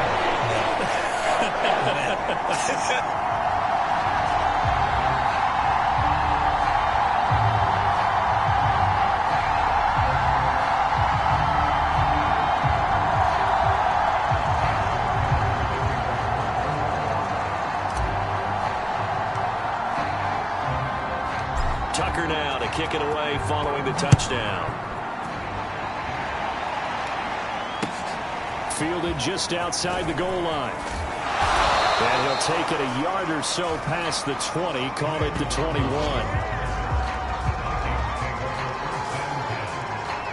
And the Vikings taking the field here for their 2nd drive of the game. And last time, not only the turnover, but that turned into 6 points. They got to make up for that here. We always hear about empty possessions, but some are worse than others. You can have an empty possession, punt the ball away, get yourself set to play defense, but when you turn it over, it changes momentum, and when they take it downfield and punch it in on you, that's a bad possession all the way around. Yeah, but you're hungry to get back out there, aren't you? You better be, because otherwise, it's going to be a long day for you. You can almost hear the sigh of relief coming from their sideline and from their point on the field, because This has been a tough start for them thus far. A much-needed first down there. They needed something good to happen. Plays like that will continue to help them dig out of this hole. A gain of 6 there on first.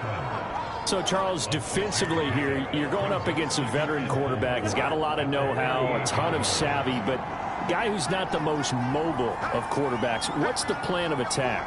You spend all week pumping up your defensive front. Your defensive tackles, your defensive ends, your outside linebackers, the guys who go after the quarterback the most, because you know that he's not going to run and beat you consistently throughout the game. You can rush more aggressively off the edge and even up the middle, because even if he evades you, he's not going to go very far. You have a lot more confidence going after him in the pocket. They'll run it. Here's Cook.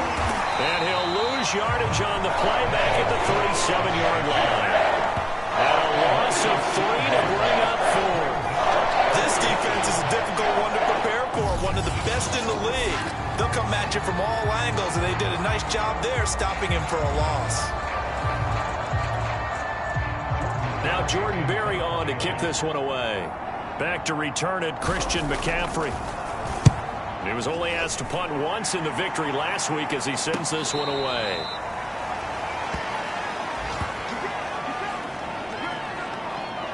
The football back over to Baltimore and J.K. Dobbins. You start prorating these rushing numbers and looking ahead, he could be on pace for a 2,000-yard season. I don't want to jinx him, but what a year to this point. But you just did. Sorry? That's okay. No, he can overcome that, I'm not right? apologizing to you. No. Okay? I like your attitude. But you're right. What's got to happen for it to actually occur? Offensive line has continued blocking the way they've been blocking.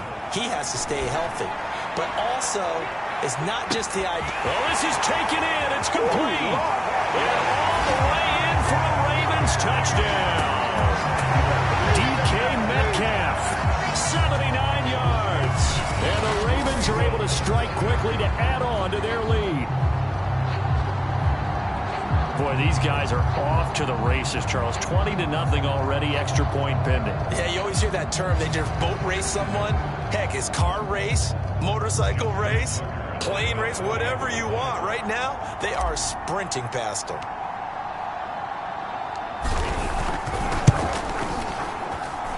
Tucker with the extra point, and it makes the score 21-0. Those are the kind of drives they like on offense, from the coordinator to the quarterback, the line, everybody. One play drive and into the end zone for 6.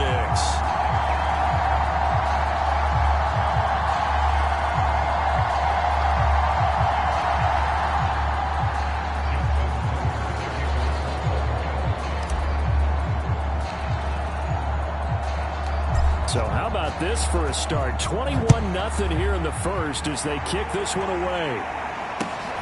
Fielded just outside the goal line. And no chance to get away as they'll get him down at about the 17-yard line. Minnesota's offense takes over possession. And some dangerous territory. You're already down 3 scores. A 3-and-out here, or an inability to put any points up. This one might be over by half. Yeah, and what you also have to guard against is calling every play for a big shot downfield. You know, thinking you're going to get all these points back on one drive. You're not. And last time I looked, it's still the first half. I'm not saying you have ultimate patience here, but you also don't have to go ahead and force everything either. Well, this defense, Charles, really played well in that win a week ago. Yeah, and what stood out to me on tape, the way they were flying to the football. So that tells me that they've got all their assignments down, and they're playing with extreme confidence. On second down, Cook. Cook with a first down and much more. And finally taken down at the 44-yard line.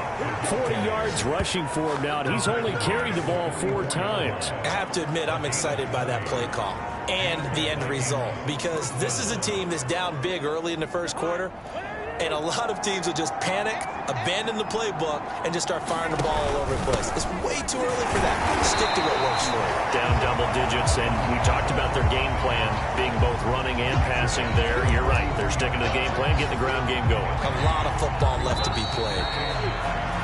21-0 our score after one.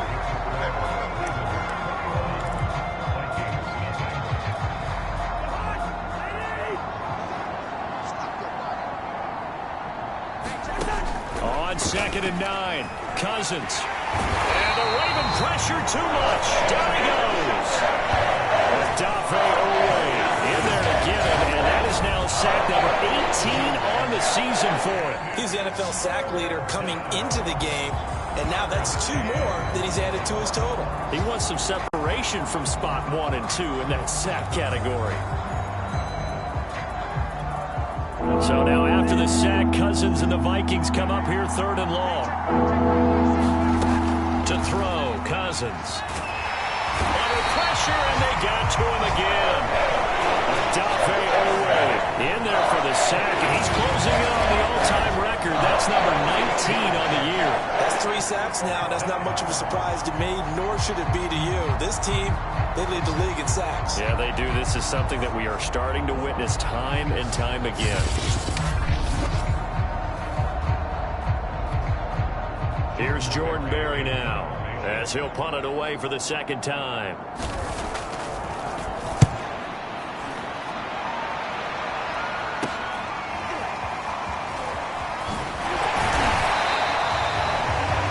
A good return there, call it 13 yards. Now the Baltimore offense heading back out onto the field. And following that long touchdown pass, a 1-play drive last time, we'll see if the defense, you know they're ready. They don't want that to happen again. And you would have thought they would have been ready the last time. That's what you work on all the time. Make sure that no one gets behind you. That's the cardinal sin of defense, not giving up the long pass. They did. Let's see how they adjust. Now Dobbins again on 2nd down. And he'll take this up over the 40 to about the 41. It's a gain of about 3, but it's going to leave him with 3rd and still 7 yards to go.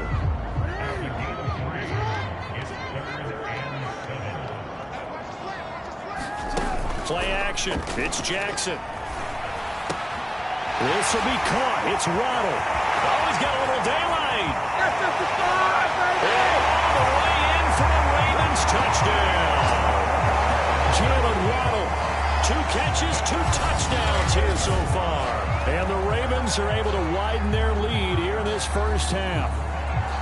But it's not too often that you say, hey, this one's going to be over by halftime. And, CD, I know our bosses probably don't want us to say that because they don't want people clicking away. But this one might be over by halftime. And since you've already put your job on the line by actually saying it, I will co-sign and go with you because you're my partner. We don't mean to do it, but this game has been exactly as you've described. I see no hope for them going forward. Tucker able to connect on the extra point. And a rout is on here in this first half.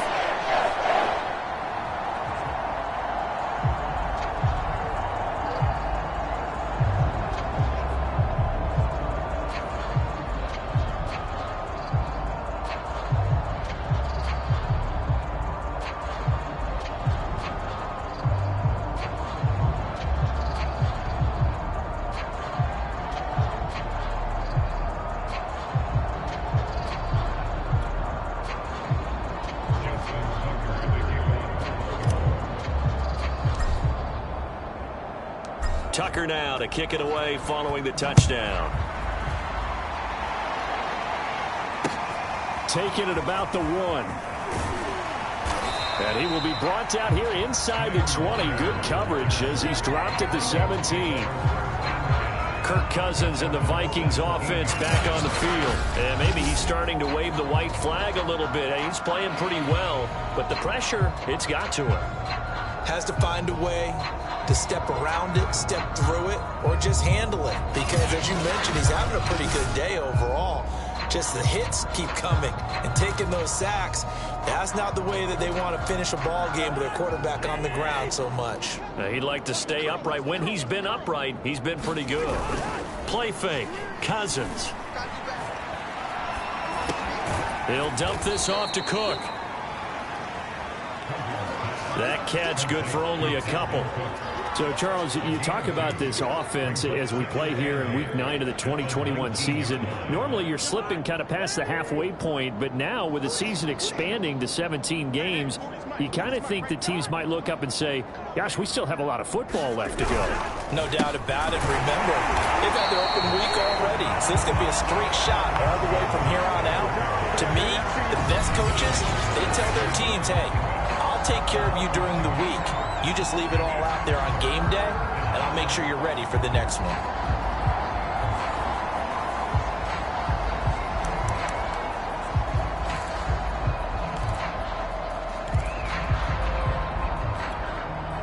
So a 3rd and 10, and defensively, a dime look. 6 DBs. Cousins to throw it. Shakes off the play. He can't get away forever, and down he goes. Calais Campbell able to record his 5th sack of the season. So that now 4 first-half sacks. This pass rush has been unrelenting. And partner, you hear that sound of paper being ripped to shreds? That's the game plan that they've had so far, because they've got to say to themselves right now, we have to do something differently. And on 4th down, on is the punt team sending this one away. Taken right around the 44. Just a net of 34 there following a punt of 44 yards. And the Ravens, they'll take over. And now Baltimore gets set to take the field. And you figure this should be a healthy, arrested, a focused unit, and they're working on a good winning streak. They had the week off last week. This is really a team, Charles, that should be in top form. I would agree absolutely with that. What coaches worry about, what organizations worry about, though, is overconfidence. They've been playing so well, and now they've had that extra time off. And we've seen teams come back off the open week and come out flat. So what a lot of good coaches do is they kind of game plan for that with their teams. On defense, they may blitz more in the beginning to get them going. On offense, they may go more up-tempo. Anything to get them out of that lethargy right at the beginning. And down inside the 15, shy of the 10. 1:58 left to play till we hit halftime.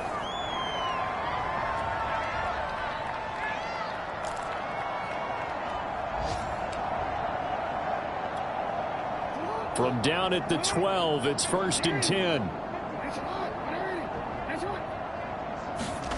They go play action now. Jackson. And this is caught. Touchdown, Baltimore. Kyle Pitts with touchdown number 7 on the year. And the Ravens open the lead up to 34-0. You got to figure down by the goal line. This is where a tight end earns his money in the high traffic area. And he's able to work free in the middle of the end zone and grabs that one for a touchdown.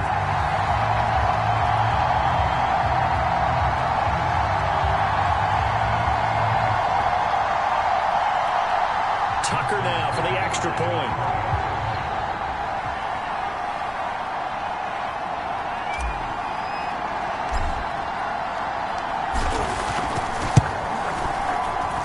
And he's been a busy man, 5 for 5 now as he knocks another one through to extend the lead. A drive there of just 4 plays. And it's capped off with a Ravens touchdown.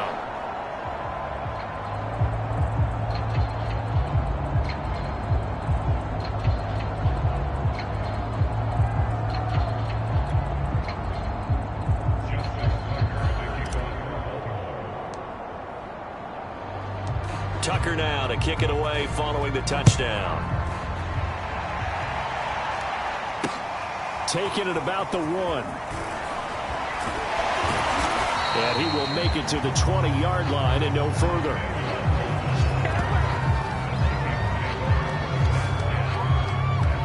Here comes Kirk Cousins now to lead his offense back out there. And I never played quarterback, but I'm thinking as a quarterback, you're a little bit into the game now, 2nd quarter, you're losing, you're not playing well, probably feels like a lot of weight on your shoulders. It certainly does, but it's something that quarterbacks have to be used to because they're always carrying around that weight. So how do they adjust the weight? How do they make it work for them? How do they work against it? That's what we're going to find out going forward. Yeah, they'll be trying to get all that weight off his shoulders here on this drive. They'll try again from the 20 on 2nd and 10. From the gun, here's Cousins. That's complete to the receiver, Thielen. 9 yards, not quite enough, and they'll be left now with 3rd and 1. Now they got to get to the line quickly. Had his hands on it, couldn't bring it in. Pretty symptomatic of how this game's been going. Here's Jordan Berry now, as he'll punt it away for the 4th time today.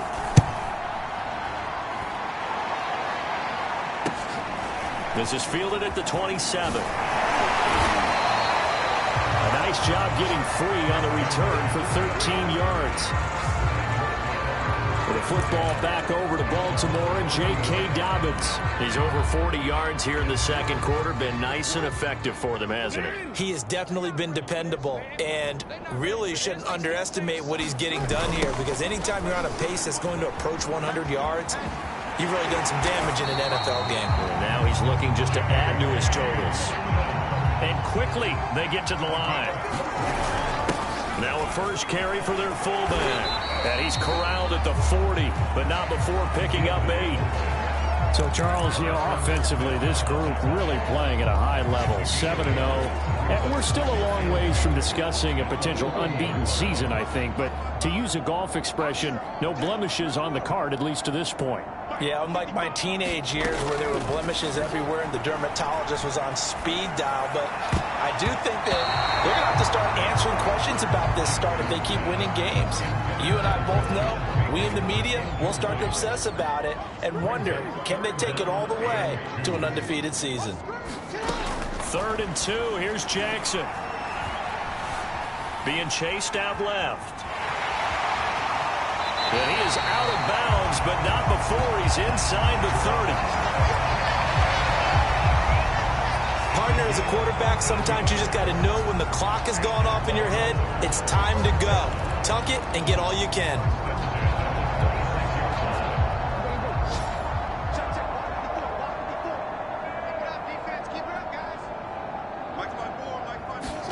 On 1st and 10, it's Jackson. And he gets it inside the 10 to the 9. Now the Ravens going to use one of their timeouts, as the clock will stop with 20 seconds to go in the first half. A chance to really cap off a big first half here as they come up on 1st and goal. Jackson from the shotgun. Steps away to his left. And he is into the end zone for a Baltimore touchdown. Lamar Jackson, as the first half is winding down. And the Ravens would extend their lead here just before halftime.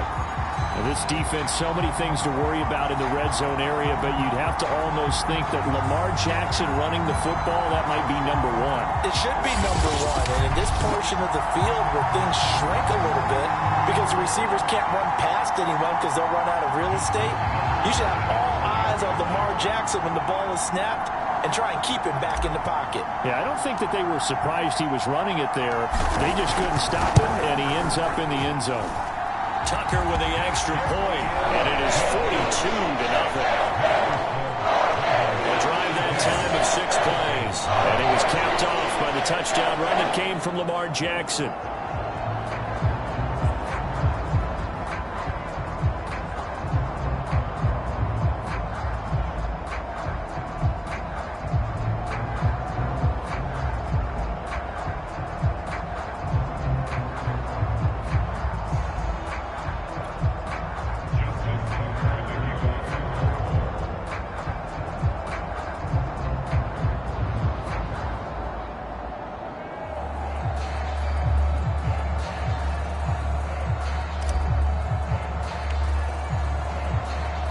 So not much time to speak of remaining in this first half as the kick's away. And that one will bounce out of the back of the end zone, so we will start here at the 25.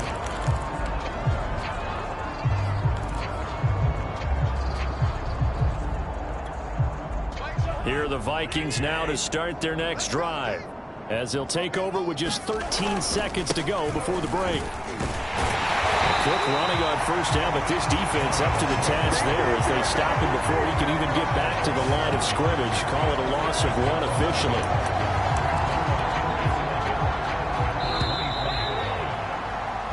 So we're at halftime. halftime here in the Inner Harbor with the hometown Ravens on top. As we'll head down to Orlando, that's where we find our man Jonathan Coachman at our EA Sports Halftime Report. Coach. Okay, all right, Brandon, thank you very much. Hi again, everyone. Let's get you caught up with what's going on around the NFL. We are officially into the second half of the season. We'll kick things off with the twice-yearly battle for Ohio. This one has Cleveland making the trip south to Cincinnati. And it's the Browns who are out on top. Nick Chubb with 2 touchdowns thus far. From there, we head to the Big Easy to check on the Saints at home in the Superdome. And at this point, they trail the visiting Atlanta Falcons. The Falcons locked in a tight one, but this is a game you feel they've got to have. Finally, we'll save the biggest for last as we head to AT&T Stadium to see what's happening with the Cowboys at home in Arlington. And they've got the lead over the visiting Denver Broncos. The Cowboys trying to gut this one out as it would be a good victory for them if they could get it. In the game you're watching, we've seen a strong first half out of Lamar Jackson. He's thrown for over 200 yards already, and his guys have the lead as well. As we get you back to Brandon Gaudin. All right, Coach, thank you very much as we welcome you back for quarter number 3.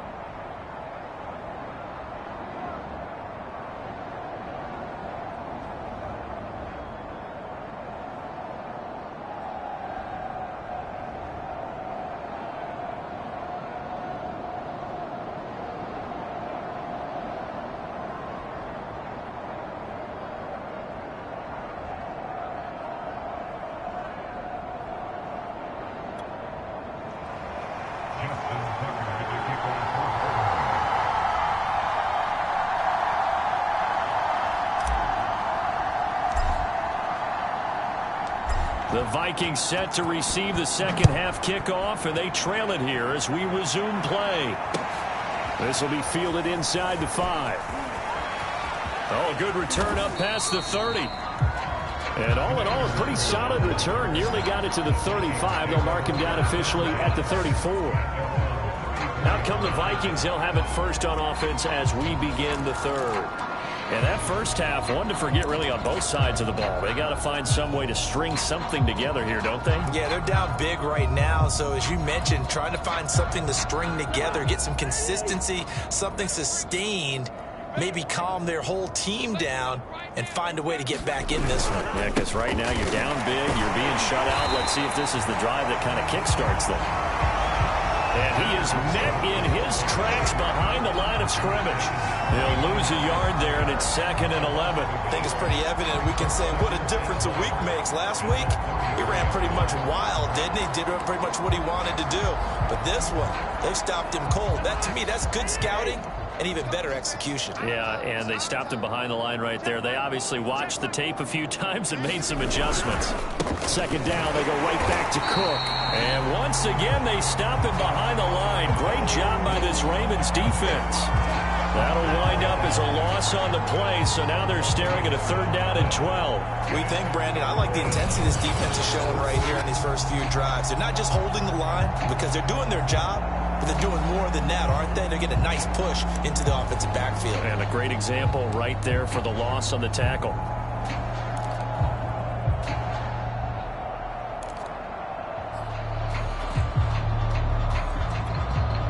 Third down now, and those last 2 plays indicative of how things have gone for them. Just nowhere to go on the ground and struggling to put up points. And oh, that's going to wind up incomplete. Nearly their first pick of the game, but it does bring up 4th down. The passing windows are just not there. That's just another example of how great this defense has been all game long. And that's exactly what a top 10 defense can do. They can really change the game tempo and frustrate you as you try to execute offensively. So they're forced to punt on 4th as this one's away. A 41-yard punt there with no return. The Ravens offense getting ready now for their first possession of the second half. They've really distanced themselves. They have put the pedal to the metal, I guess, so to speak. So definitely have them in the rearview mirror, don't they? I mean, you're exactly right. Being able to string together these drives that end up in points, it's almost like a run in basketball to create that distance, and they're on a really big-time win right now. It becomes contagious, doesn't it? It absolutely does, because oftentimes it translates to your defense as well, because they're excited about getting the ball back for their offense that's playing so well. Well, they are clicking right now. So the big play changes the complexion of things. Here's 1st and 10 just outside the 30. They go play action with Jackson. Over the middle and complete to Waddle. And he's brought down, but not before he reaches the 8-yard line. Boy, how about the speed with which this offense can get down the field? It's taking them no time at all to get down here. And now they're set up with a 1st and goal.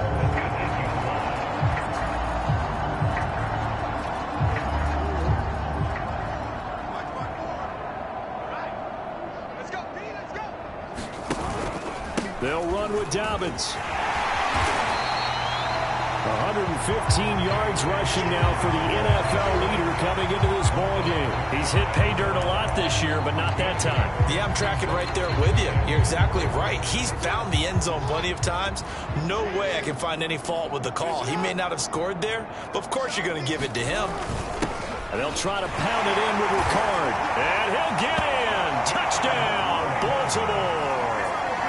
Patrick Ricard with touchdown number 8 on the year.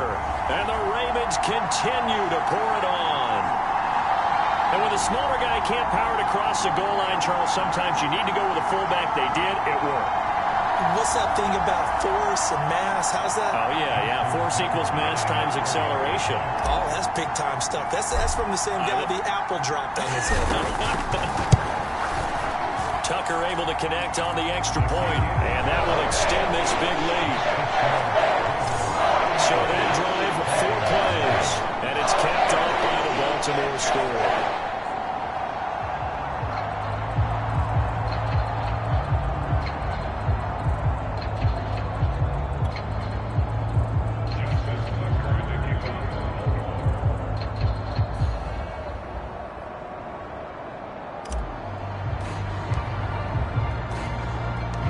Tucker now to kick it away following the touchdown. Fielded just outside the goal line. And no alley to be found. The coverage was solid, and he's dropped at the 18. Here's Kirk Cousins now, the centerpiece of our player spotlight. And he has not really been able to have a lot of comfort back there in the pocket. Pressure's been coming at him a lot, hasn't it? And they've got to figure out how to tamp down that pressure. How do they decrease it? Is it getting rid of the football quicker? You know, shorter drops? Maybe they do something different with their pass blocking and their protection schemes. Maybe you meet them on the line of scrimmage instead of retreating to try and protect your quarterback. They've got to figure something out, though, because you cannot let your guy get hit that much, not if you intend to win. Yeah, I know they'd like to erase that video and those 4 sacks that they've seen so far. Credit him with a 1-yard gain there to make it 2nd and 9. Tough day, tough sledding right there, and it's been that way the entire game. Not a whole lot of room to ramble for him. Yeah, you're right. It's been that way all afternoon. Didn't get a whole lot better there. Here's 2nd and 9, just a yard on that last run. Working out of the gun. Cousins got his man complete over the middle. It's Johnson. Down he goes at the 23, a pickup of 4.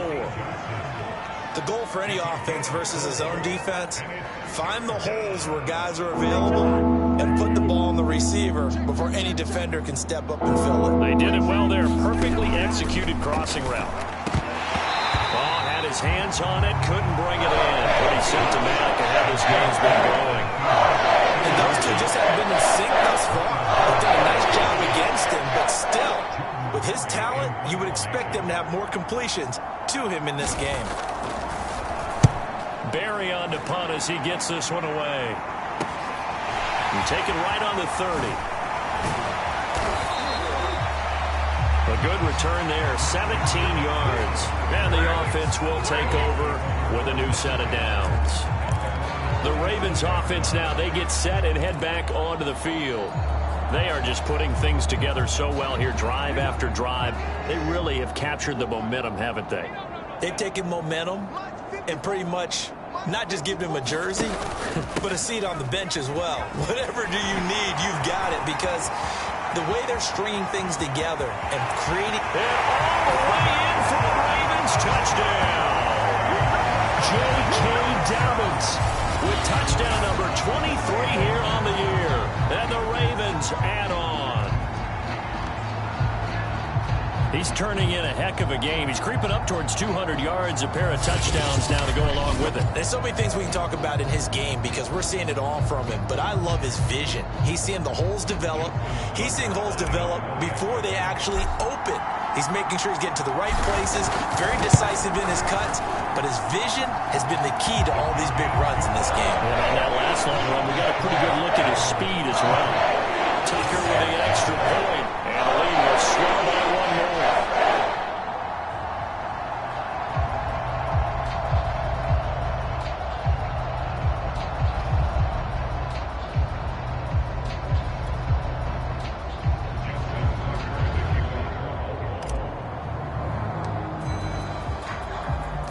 Tucker now to kick it away following the touchdown. This fielded right at the goal line.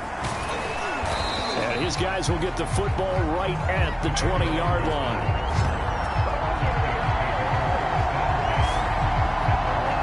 Minnesota now ready for their next possession.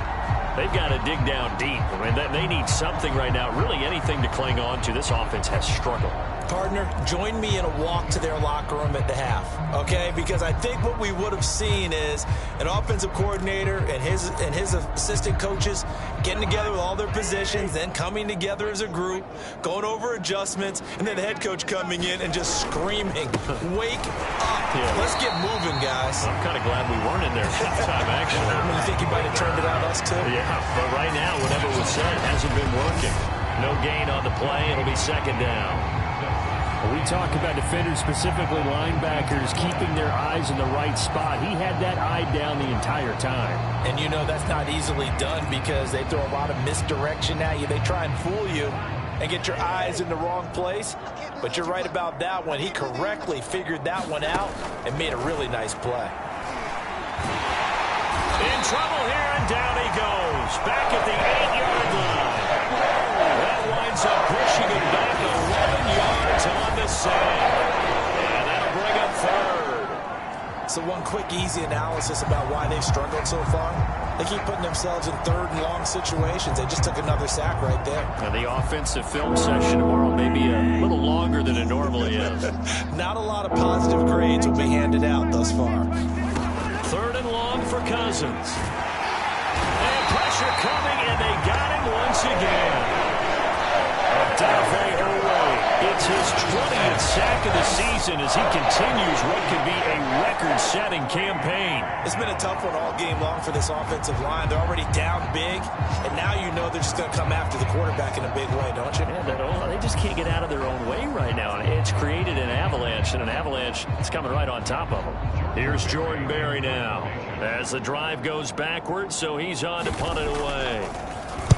And he's able to get it out of there. Taking on the midfield logo. And he is out of bounds inside the 35. A good head-down running on the return gets about 15 yards. And the Ravens set up well to begin their drive as it'll begin in enemy territory already. For the football back over to Baltimore, and J.K. Dobbins is hoping to find the end zone for a third time, and we sit now in the third quarter. And nothing would excite him more, but I think even more so, his offensive line.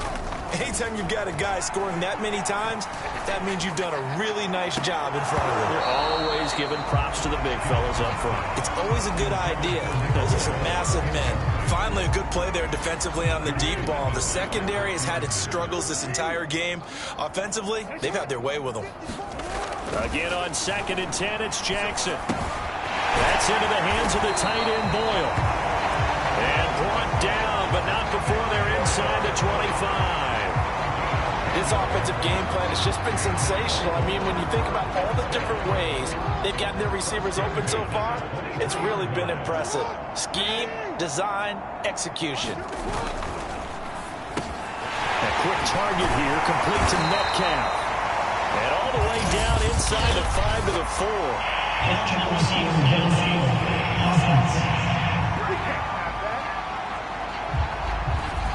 Too far downfield, something those linemen have to watch out for, and that time it costs them.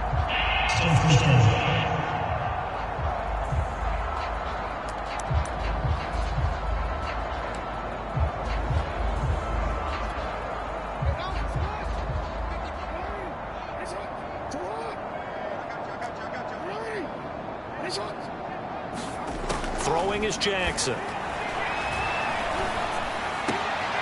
That's caught. Waddle on the left side. And they'll work it inside the 15-yard line before it's all said and done. Back now in Baltimore. And that is going to do it for this third quarter of action. This is the National Football League on EA Sports. From the 13 now, they work on 1st and 10.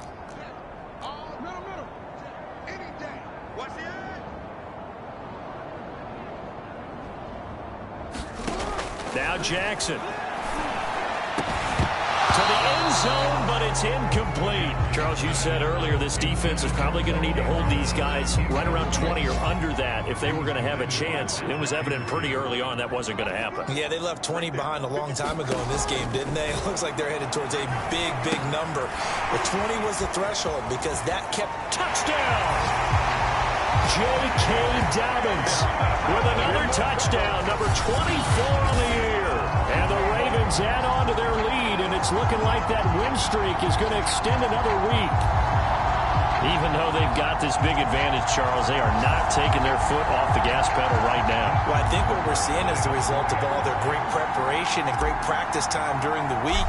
And even though it seems like this is a great chance to pull people back and maybe, not try and score a few more times, they don't want to do that. I think they're enjoying what they're seeing, the collective effort, and they want to play it all the way out.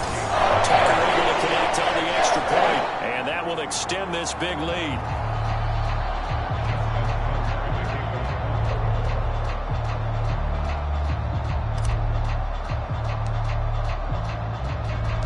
Tucker now to kick it away following the touchdown. Taking it about the 1. And some good special teams coverage as they bring him down just outside of the 15. The Vikings offense now heading out to take over. Their mini 2-game win streak appears it might be going by the wayside unless they can pull a rabbit out of their hat. Cousins now to throw on first down. Over the middle, complete. It's Johnson. And he's taken down, but not before he gets this across the 25-yard line.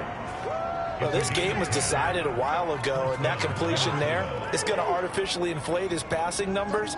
So right now, the only one really applauding probably his agent as he thinks about angling for a new contract. And that one off the mark behind him, incomplete. At this point, down big, you'd have to imagine this defense are just going to sit back, blanket the field as best they can. Yeah, this is actually the easy part of the game for them because, just as you noted, they can sit back, keep everything in front of them. But they blanketed the field the entire game using a variety of coverages. And he'll get it up near the 35, right at the 34 here. That'll leave them with a 3rd and 2 coming up. They got 8 yards there. To throw is Cousins.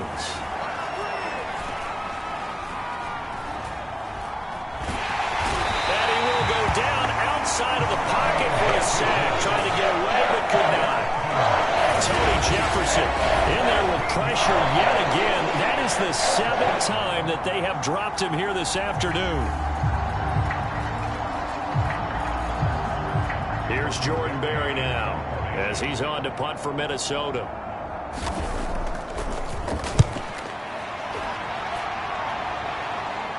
Fair catch called for and made at about the 32-yard line. So possession goes over here on the punt. And possession will switch hands, 1st and 10. Baltimore's offense set for this next possession. And, Charles, we are in the midst of a very one-sided affair. I think this is where you and I have to fill a little bit. You want to regale us with old stories of your childhood in New Paltz, New York? I don't think anyone wants to hear that, but this is a perfect time for us to start listing MVP candidates, right? The best teams we've seen so far this year, the best games that we've called thus far, how we anticipate the season unfolding. We can go in so many different directions because the game certainly not taking us there. It's clicking off right now. And he'll have it past midfield almost to the 40 before being taken down. Partner, I have to tell you, just one word keeps coming to mind from watching them this afternoon, and that's impressive. They have been impressive from the opening kickoff, and they haven't let up here even into the 4th quarter.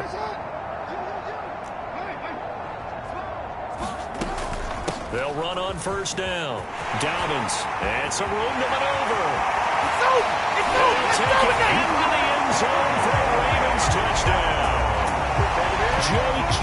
Dobbins, his 25th touchdown, tying him at Smith for the 5th most in one season. And the Ravens are poised to move to 8-0 as they extend their lead even further.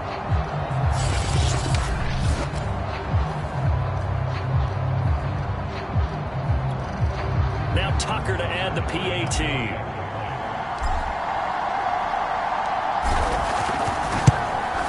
Now this one was over a while ago as they just add on to their big lead. It only took him 2 plays there to find the end zone. The last one, a long run, getting him in for 6 points.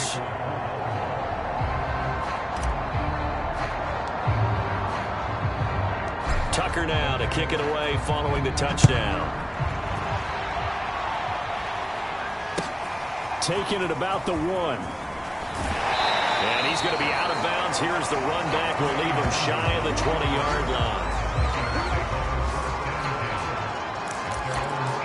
And now out comes Minnesota. And on the last go-around, they really couldn't get anything going. They had to punt from deep inside their own territory, which means you're going to lose the field position battle as a general rule. What they're looking for now is a little more consistency. Move the ball at least a few times on offense. And he's going to be brought down. Back at his own 6-yard line. Adafe Owe in there for the sack, and that is now 21 for him on the year. Wow, what a season. And you could say that is just another cherry on top for this defense and that entire team. But really, this defense has sparked what's been an impressive effort here in this one.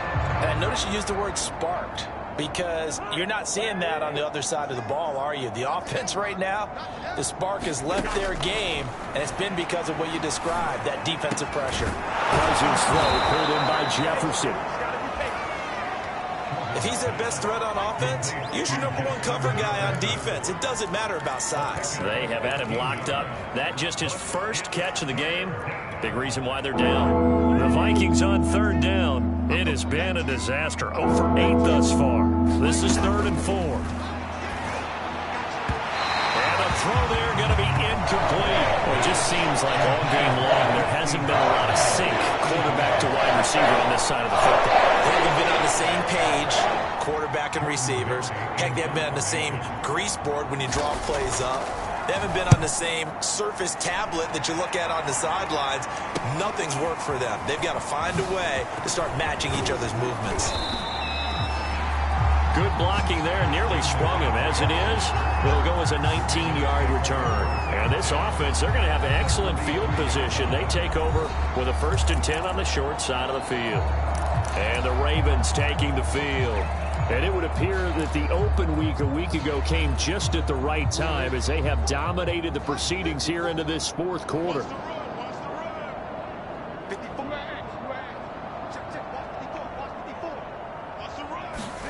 They'll throw on 1st down with Jackson. Buying time to his left.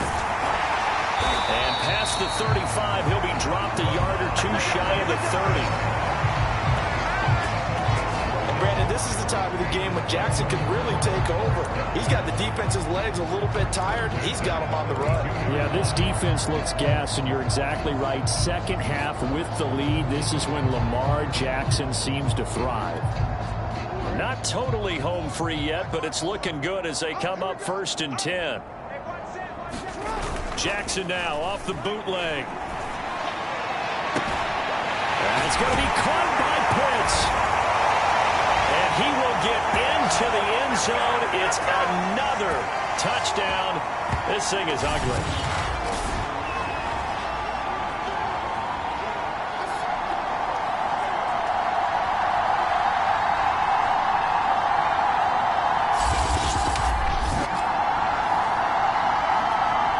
Tucker now to add the point after.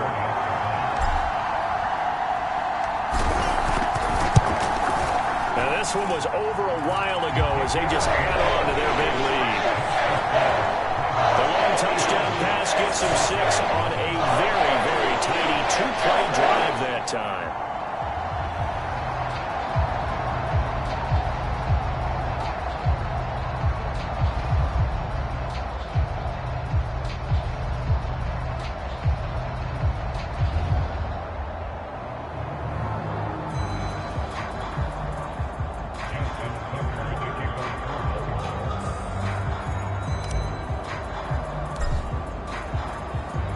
Tucker now to kick it away following the touchdown.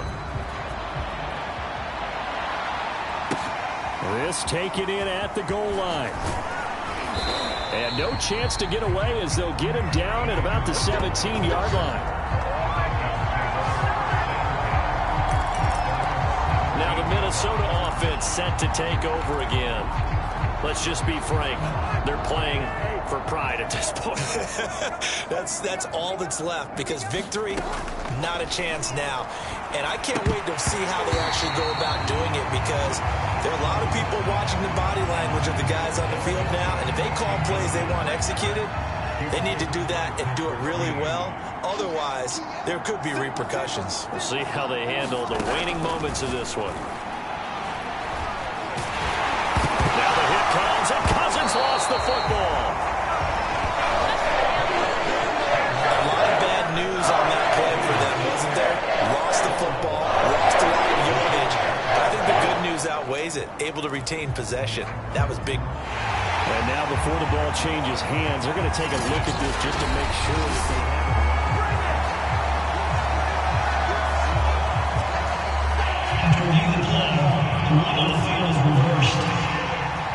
So that one overturned. They say the knee was down, and that will not be ruled a fumble. So possession still theirs, but now they face a third down. Into heavy traffic, and it's intercepted. Greedy Williams picks it off, and he's going to get this on down to the 13-yard line. Yet another mistake after the interception there. And, gosh, you look up at the scoreboard, they just got to be thinking this one cannot get over fast enough. It certainly can't. And also what happens when you get this big of a deficit, you're supposed to make all the right throws, right? You're supposed to try and obviously get the ball to your own guys. But being down this big, you also take even more chances. And in this situation, that hasn't paid off for them at all. On the other sideline, jubilation and laughter. Give him another 6. It's caught for a touchdown, and the blowout continues. So another score there, and often you talk about the three phases of the game: defense, offense, special teams. It's been a clean sweep in this one, hasn't it? It certainly has. They've been pretty dominant throughout this game. And privately, the head coach will add a fourth phase. That's the coaching. And he'll tell the ownership that as he tries to negotiate a new contract off of this win. They are looking strong here in the first.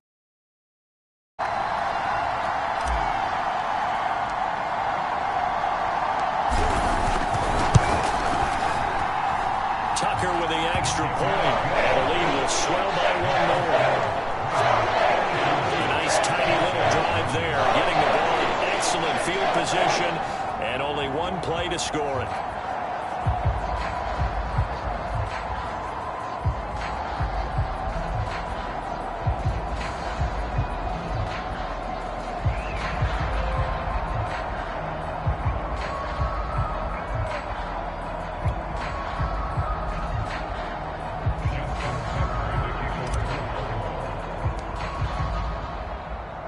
Tucker now to kick it away following the touchdown. Taken at the goal line. And he'll get it up just past the 20 as his guys will go to work at the 21-yard line. Now the Vikings offense works their way back onto the field. They are just obviously getting shellacked here in this one, Charles. What's the message if you're a coach for this final drive in a lopsided game like this? For a lot of coaches, be honest. Don't forget today. Don't forget what has happened out here. Yeah, use that as ammo going forward. Exactly. Take a great look at that scoreboard. Realize how poorly everything went for us today. Coaching, playing, the whole deal. And never forget it, because you're not going to want that feeling. No, you don't want that feeling again. And who knows? You may beat up with this team again. Well, the trials and tribulations of being a quarterback in this league, it's tough. It's got to be wearing on him out there. Well, he has been sacked a number of times. He had an interception, so I'm going to give him a skosh of credit for hanging in there and trying to make something happen, despite the amount of pressure he's been under this entire game. And he will have a Vikings first down as they're able to get the third down conversion. Nice game there, partner, but you and I both know that won't do anything for the final score. They're not going to win this one. Right now, they're playing for pride and fantasy points. And just to erase that goose egg, nobody wants to be shut out. Now the Ravens going to use one of their timeouts. It's just their first. They've got 2 more to use here in the final stages.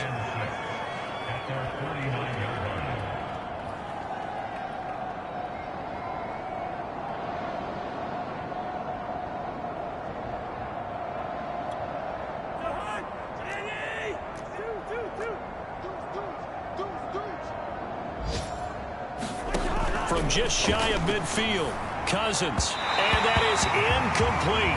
16 seconds now on the clock. This has been a rough one, to put it mildly, for him, and after this one's done, you just feel like at the post-game press conference, this team's going to have a lot of questions and definitely not a lot of answers. So after the second down incompletion, they'll come up now against a 3rd and 6. Hey, check back, 6. To the air again, it's Cousins. Here's Johnson with a reception. And what are the whistles for? Timeout. So they'll stop the clock here in a game that's been decided in the closing seconds.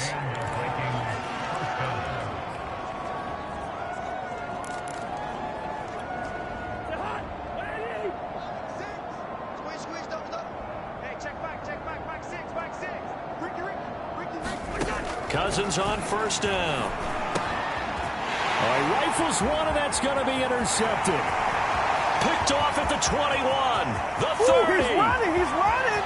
10, 5, and he will bring this back. It's a pick six and a Raven touchdown. Now remember, this is the #1 defense in the National Football League. There's a good example of why. Shows that they set an aggressive tone, not just stopping the run, not just getting after the quarterback, but if the ball's in the air, they treat it like they're the receivers, and they went after that one and took it all the way. So the final seconds tick away in this Baltimore victory. And I tell you what, Charles, this might be about as good as it gets. They were incredible. Yeah, offense was in fine form. The defense threw the shutout at them. I think they worked in concert together. What I like about the offense was they held the ball pretty well. You know, time of possession, exactly what they were looking for in this one, and that helped out their defense. Didn't have to be out there the entire time. So when you do that and you're out there fresh playing, off a little extra spring in your step, and it showed up in this one. They had a ton of spring in their step. Impressive victory. So for the Ravens, they continue to cruise as they move to 8-0 now on the campaign. And they will hit the road next week to take on the Miami Dolphins. Meanwhile, for the Vikings, they drop back to 500 now at 4 up and 4 down. And they will try to get back in the swing of things next week on the road.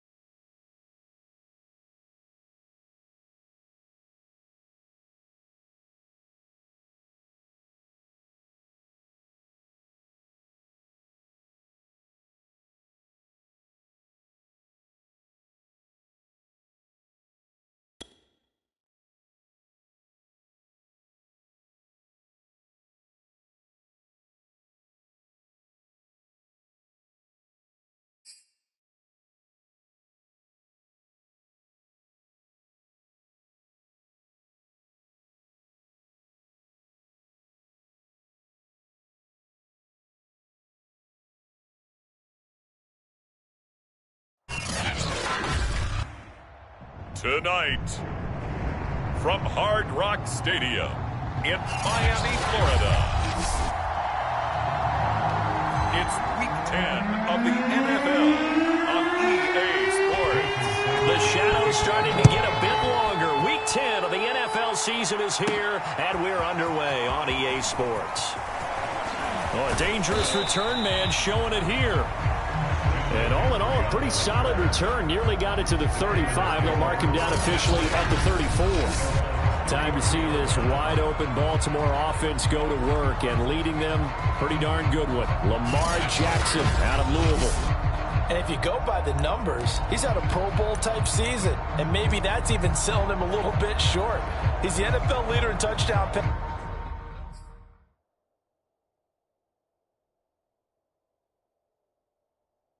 passes to this point in the year, and with the end of the season not too far away, he's got his guys playing at a very high level.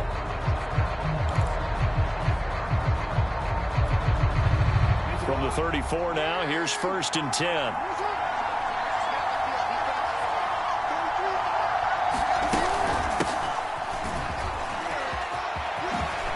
Dances by him, and he'll be stopped right at midfield. When they put the ball in J.K. Dobbins' chest and he carries it, he runs with a lot of determination and aggressiveness. Just one start last year as a rookie, but still managed 805 yards and 9 touchdowns. I think he's ready for a big year 2 leap. Now the lead runner for the Baltimore Ravens. From midfield now, here's Jackson. Looking left side, Andrews with it complete. And now look at this, big gain, but a fumble. And this is picked up by the Dolphins. And they're going to set up shop at the 27-yard line. Now Tua Tagovailoa gets set to lead this Dolphins offense for the first time. Absolutely no. And now, as with every potential turnover, they're going to take a second look at this just to make sure.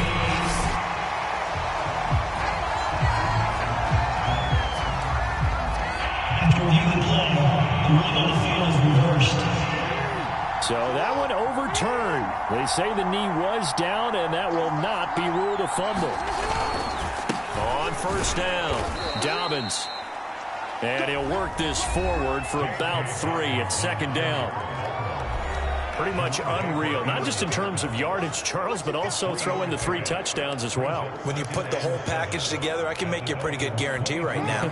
He's going to see a few more people in the box every time he lines up. Yeah, I don't think that the defense has any choice. They've got to stop him. Can't let a repeat performance like that. Agreed. Now Dobbins again on 2nd down. Big hole up the middle. And they will eventually get him down, but he's inside the 5 all the way to the 3. Last week, of course, the great performance, over 200 yards.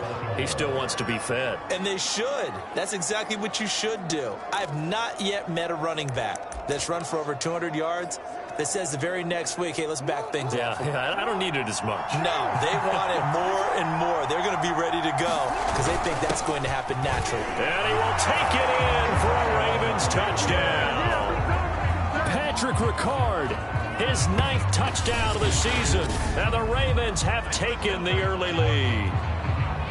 And boy, that was a heavy set. I think they had 3 tight ends out there. The fullback, you knew what they were going to do. Yeah, they weren't trying to fool anybody at all, were they? There was none of this show you heavy set, bootleg it out. Nah. Big guys up front, hand it to the big guy in the backfield. Justin Tucker for the extra point.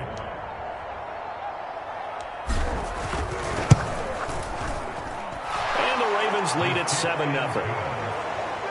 The drive there only spanning 3 plays. And it ends with a 3-yard scoring run.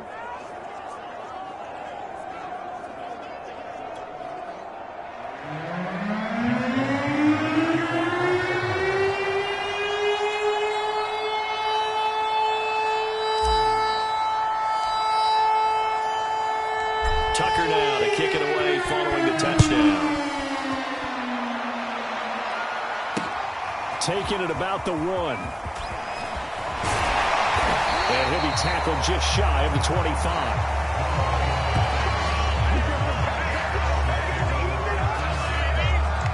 Out comes the Miami offensive unit now. They get set to take over. And they come into this one off the loss over the weekend, but you say if you're going to play a Thursday night game, this is the week to do it. It certainly is, because you get right back out there. You don't have time to dwell on things. And look, your game plan is going to be a little more limited, but so is theirs. So that's when you just appeal to your top players. Guys, you make plays in this one, we out-execute them, we can walk away with a win. Despite the completion, they're going to wind up losing 3 there. Second down.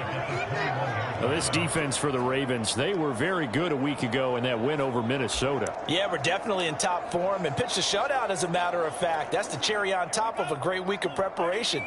And you know what? These guys are eager to keep it going. So motivation this week, not an issue. Now this one over the middle into the hands of his tight end, complete. And he stopped right at the 25 after a gain of 5. Charles, Thursday night game, I think a lot of teams probably say shrink the playbook somewhat. Is that correct? I think you're right about that, because you just don't have the amount of time that you have in a normal week to put in a full playbook. So as you said, you shrink the playbook, pick out the plays that work best for you. And you know what else you're looking for? What's that? Who are the freshest guys coming off the last game to play on a Thursday night? Guys have a little extra pep in their step. You go to them early and often. A gain of 4, not enough, and it looks like punt time on their opening drive as it's 4th down. So on 4th down, kicking it away here, Michael Pilardi. Back to return it, Christian McCaffrey. That's taken on the 25.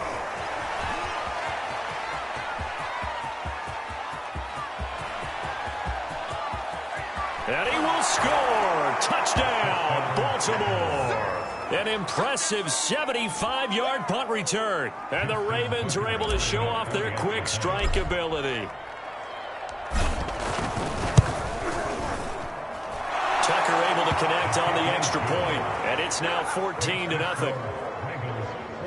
Well, we know he has home run hitting ability in the punt return department. And he showcases it there all the way back for 6.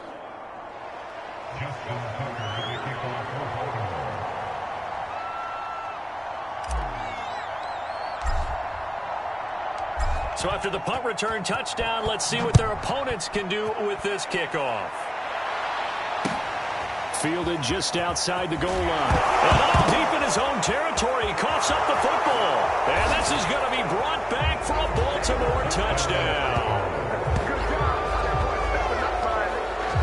But that's got to be so disappointing for a defense. You force the fumble, think you got a chance at a turnover, and instead, not only do you give up the football, you also give up a touchdown as well. Yeah, you just think to yourself, you've done all the hard work, right? You forced the fumble, but when they didn't come up with it, I think they relaxed a little bit, or maybe lost their focus as well, and it ended up turning out to be a touchdown against them. Tucker with the extra point, and it's now 21-0. So not only the cough up, but then the pickup on the other side, the scoop, and the score the other way, the fumble return for a touchdown.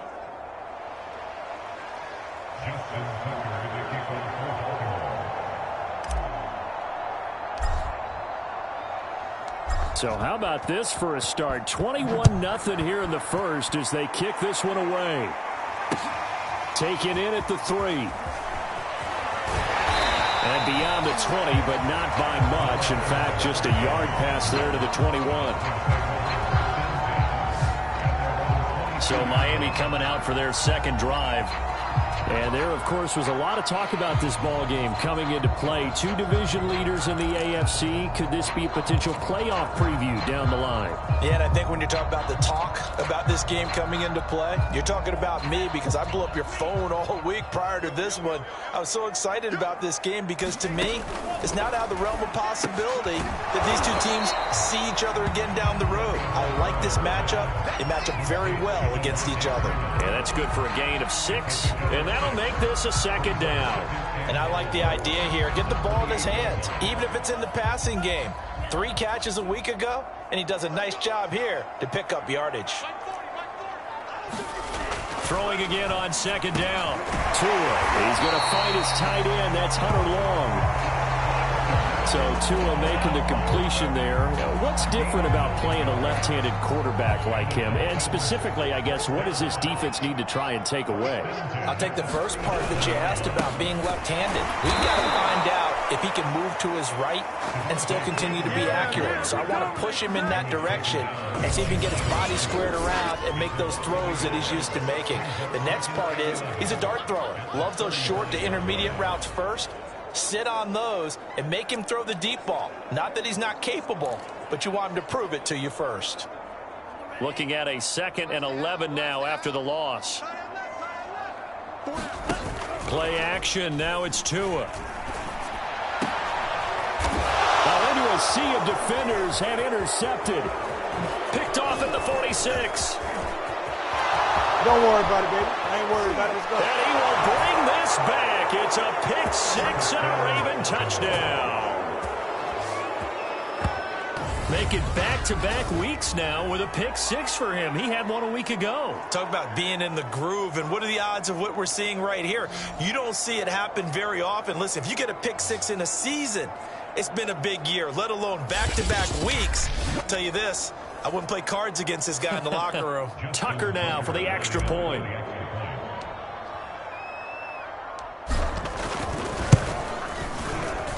It's good, and they stretch their lead to 28-0 now. So the defense creating some points, not only getting the interception, but then returning it to the end zone for the pick 6.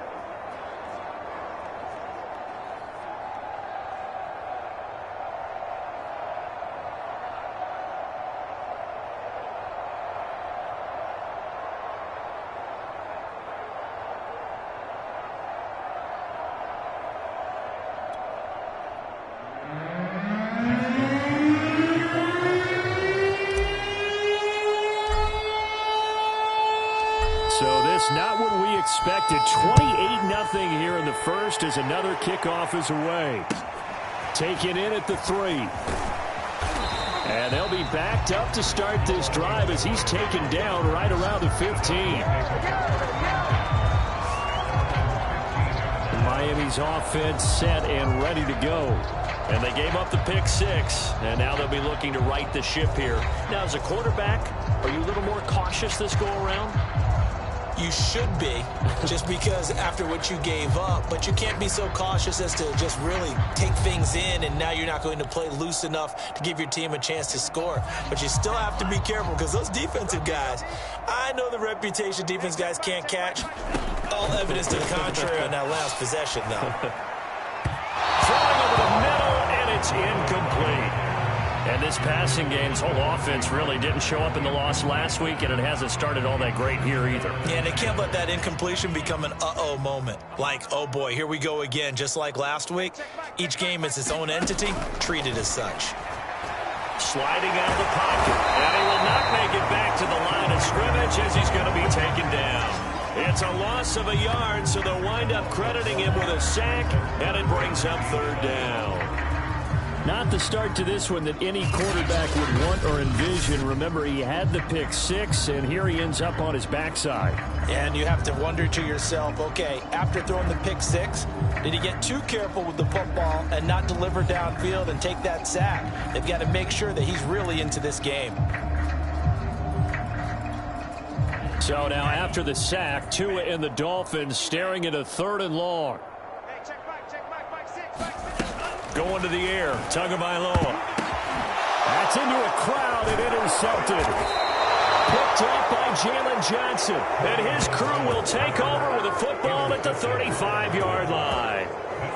When a team's turned it over 3 times in the first half, we just look at the offense and say, guys, what are you doing?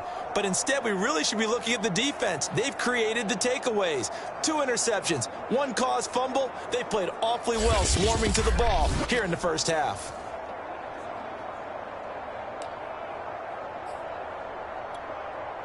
Ball up to the 35 now as they come up on 1st and 10. After the interception, here's Jackson. He's going to take a shot right away for the end zone. Got a man, it's caught for a Ravens touchdown. DK Metcalf, touchdown number 18 on the year. And the Ravens are able to strike quickly to add on to their lead. Now, first quarter, and this lead is already getting into dangerous territory. They better be careful on the other sideline. Yeah, it feels a little bit more like a basketball game where one team is pressing and that team can't get the ball over half court. I mean, it is stealing it and scoring it, layups, the whole deal. That's what it feels like right now. They are all over them. Tucker able to connect on the extra point, and that will extend this big lead.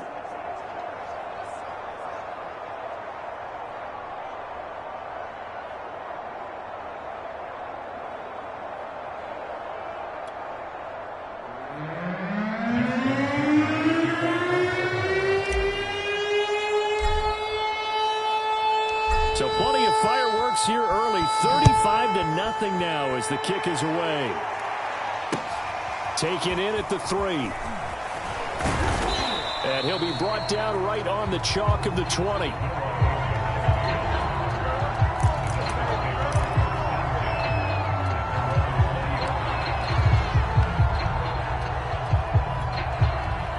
The Dolphins at the line ready for their next drive.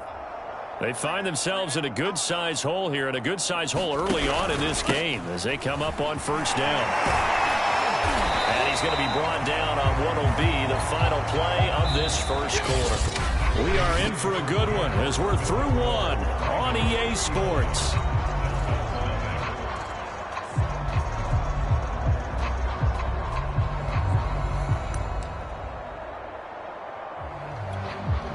Following the pickup of 4, here's 2nd and 6. Man, I got you. Hey, check back, Mike 6, Mike 6. Here we go. From the gun, it's Tua. Over the middle, the tight end Shaheen with it. And this will be a gain of 5 as he gets it to the 30. That's a staple of this offense. Drag route to the tight end. Yeah, he's unable to use his size to break off much more yardage after the catch, but still an effective gain nonetheless. Check 26. On third down, Devontae Freeman. And he's able to get it to the 33. Good enough for a first down. Exactly what they needed right there, because they needed to use the ground game to take some pressure off, because the quarterback's been struggling a little bit.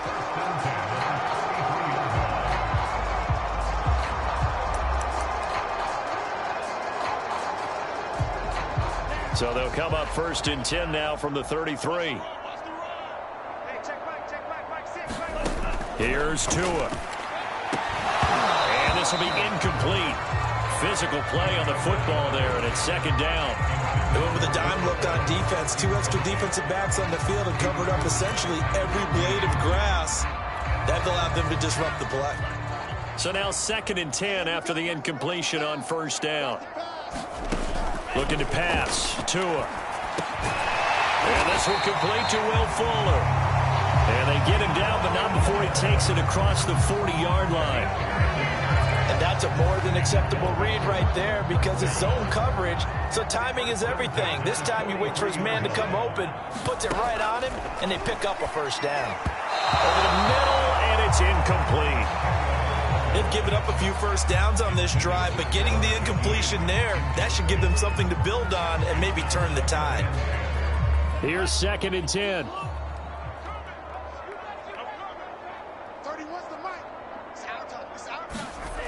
Tua going to throw. And he'll take this beyond the line of scrimmage as he slides to a hole. They'll wind up with positive yardage. It's a gain of 3, but now it's 3rd down. They brought the blitz that time, and I thought they were going to get to him, but instead, he flipped it on its ear and ended up picking up positive yardage. I thought he was dead to rights, but you are exactly correct, sir. Able to turn that into a positive gain. And he is going to have the Dolphins first down as they're able to get the 3rd down conversion. And that's well executed there on 3rd down. And I love the confidence that they had to let their tight end try and find some space in the middle of the field, right in their quarterback's line of vision. And QBs love to make that easy throw, and they hooked up there for a first down. Setting to throw on first down is Tua. Catch is made by Marquise Brown. And he's going to get this inside the 30.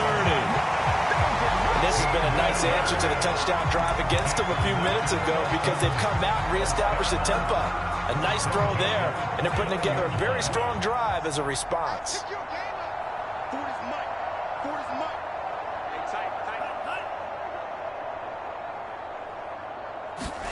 Here's Tagovailoa on 1st and 10. And incomplete, a drop there in the middle third of the field. That'll bring up 2nd down. Fair to say, hasn't been his best game throwing the football, but also not getting a lot of help out there either. Yeah, you nailed it pretty well, you know. He's got to throw it better, got to get more help. Obviously one that should have been caught. They've got to find a way to bring those two elements together so they can make some progress in this one. 4 yards the gain, and it'll bring up a 3rd down.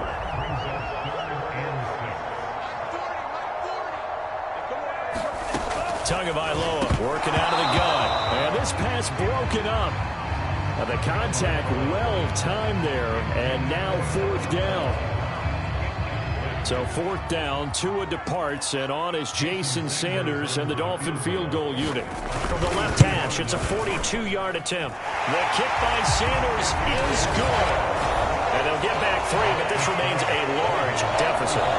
So from an offensive perspective, at least able to get on the board here right in front of the 2-minute warning. Yeah, now it's time to talk about complementary football, isn't it? Because if the defense can force a 3 and out, there could be enough time on the clock that they can get the ball back for their offensive guys and maybe put some more points on the board before the half.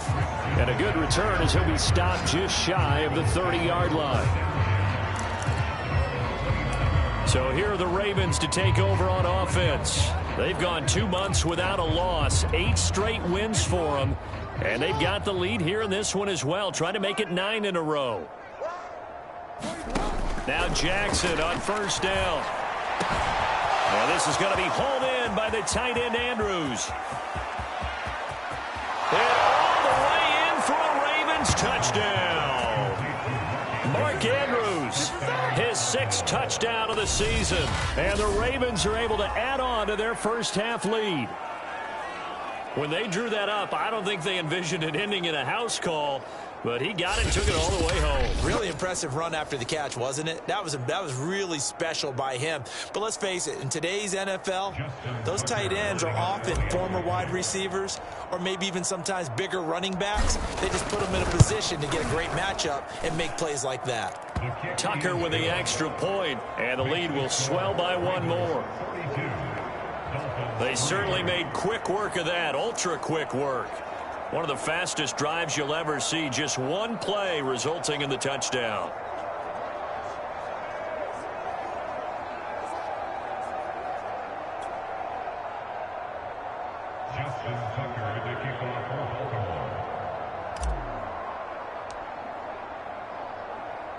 Tucker now to kick it away following the touchdown.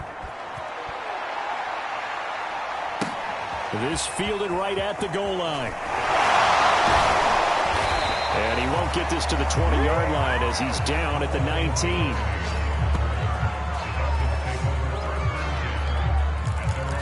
Dolphins offense returning to the field. And after the field goal last time, we'll see what they can get here. At least they got points out of the last drive, Charles. I never met an offensive coach that didn't want to drive to end with a kick. Most of them wanted to end with a PAT, right? In this case, a field goal, they'll take it. Way better than the alternative, which is a punt. Yeah, but you met fan bases that wanted that weren't happy with that field goal. I haven't met a fan base yet that wants to drive to end with a kick, other than the extra point. That's it. The running lanes have definitely not been there for him here in the first half, and I don't think it's all been his fault. His offensive line hasn't given him much space. A loss results there.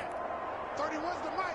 Hey, let's get off the field. On 2nd and 12, Tua. Open man left side is a tight end long. 1:57 to go in this first half on EA Sports.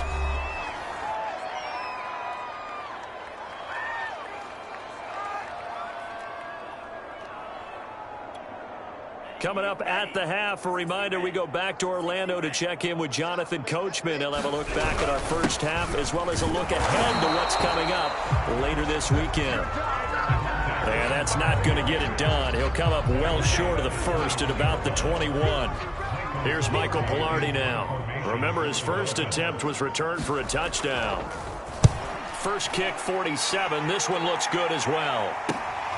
Taking it about the 36. And he'll take this to the other side of midfield before going out of bounds. Good work bringing that one back as he picks up about 16 on the return. And the Ravens, they'll take over. Lamar Jackson marching back onto the field. And he's been good. 2 first-half touchdown passes, no interceptions so far. Does a lot for your confidence. Does a great deal for your team. Gives them a lead, and they're feeling really good about how they're playing. I think he expects to throw at least another one. I was going to say, now he wants the first-half hat trick, doesn't he? Oh, without a doubt. Go ahead and fling him on the field, folks. He wants that type of celebration. 2nd and 7. Here we go, D. Get off the field. Middle. He's checking. Crash.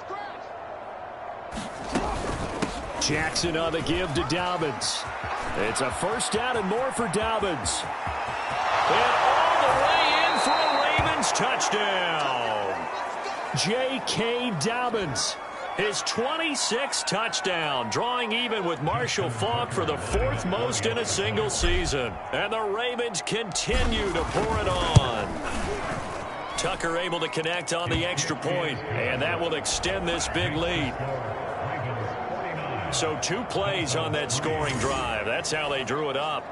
And the long run into the end zone, and what a run it was.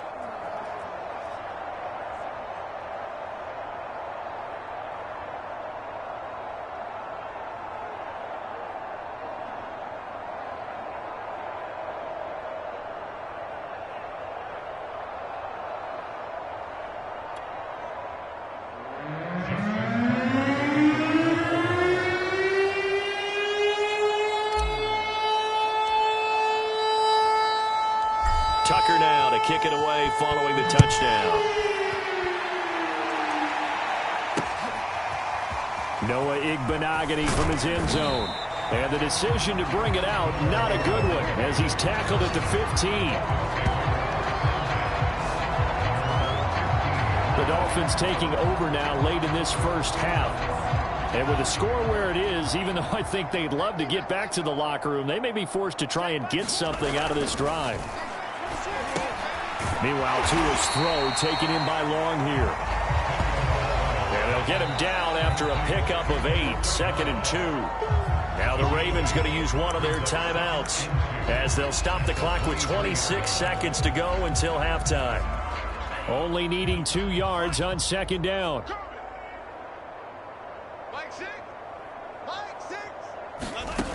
Now Tua. And he goes down. The Ravens able to get to him. The Ravens going to use the 2nd of their timeouts as the stoppage will come with 23 seconds to go till halftime.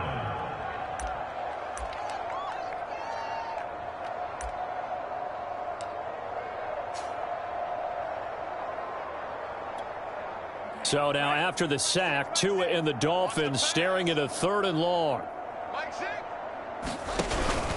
Not wanting to risk another sack, they'll play it safe with a run. And they'll indeed stop him on 3rd down. And now what do you want to do with your timeouts? Just a 1-yard gain on the play, and that'll mean a call to the punt team as it's 4th down. Here's Michael Pilardi now as he's on to punt for Miami.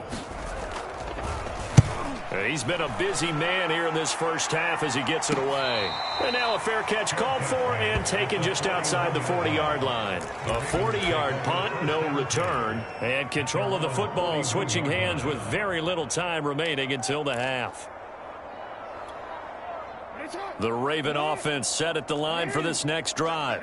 And with decent starting field position, there may be only a couple completions away from field goal range. Jackson on 1st down. Got him, man. It's the rookie Jalen Waddle. And he'll cross over out of bounds right at the 25. A big play that time through the air. 33 yards. When they've needed a play this year, he's certainly been the guy to deliver it. As this season has gone on, he's been awfully consistent and sometimes spectacular. Watch a slant. Watch a slant. Watch a slant. 43. Final play of the half here. It's Jackson. This will be caught. It's Waddle. And with a clock reading zeros, he is into the end zone. What an exclamation mark to the end of this second quarter. Indeed. Indeed.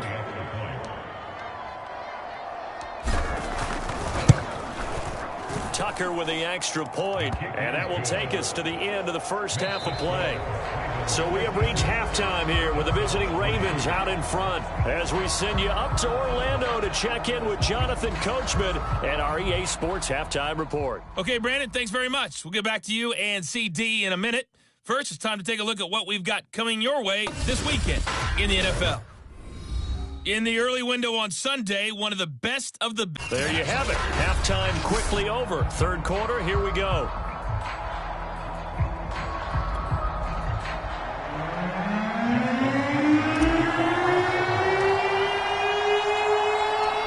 The Dolphins down on the scoreboard, but they'll have it first as we get going in this third quarter. This taken in at the goal line. And deep in his own territory, coughs up the football. And this is going to be brought back for a Baltimore touchdown. So they get the one-score kickoff, get a fumble, take it right back to the house. 2 quick touchdowns within a matter of about 10 seconds on the game clock. It's like a big 1-2 punch that may lead to a knockout. Now Tucker to add the PAT.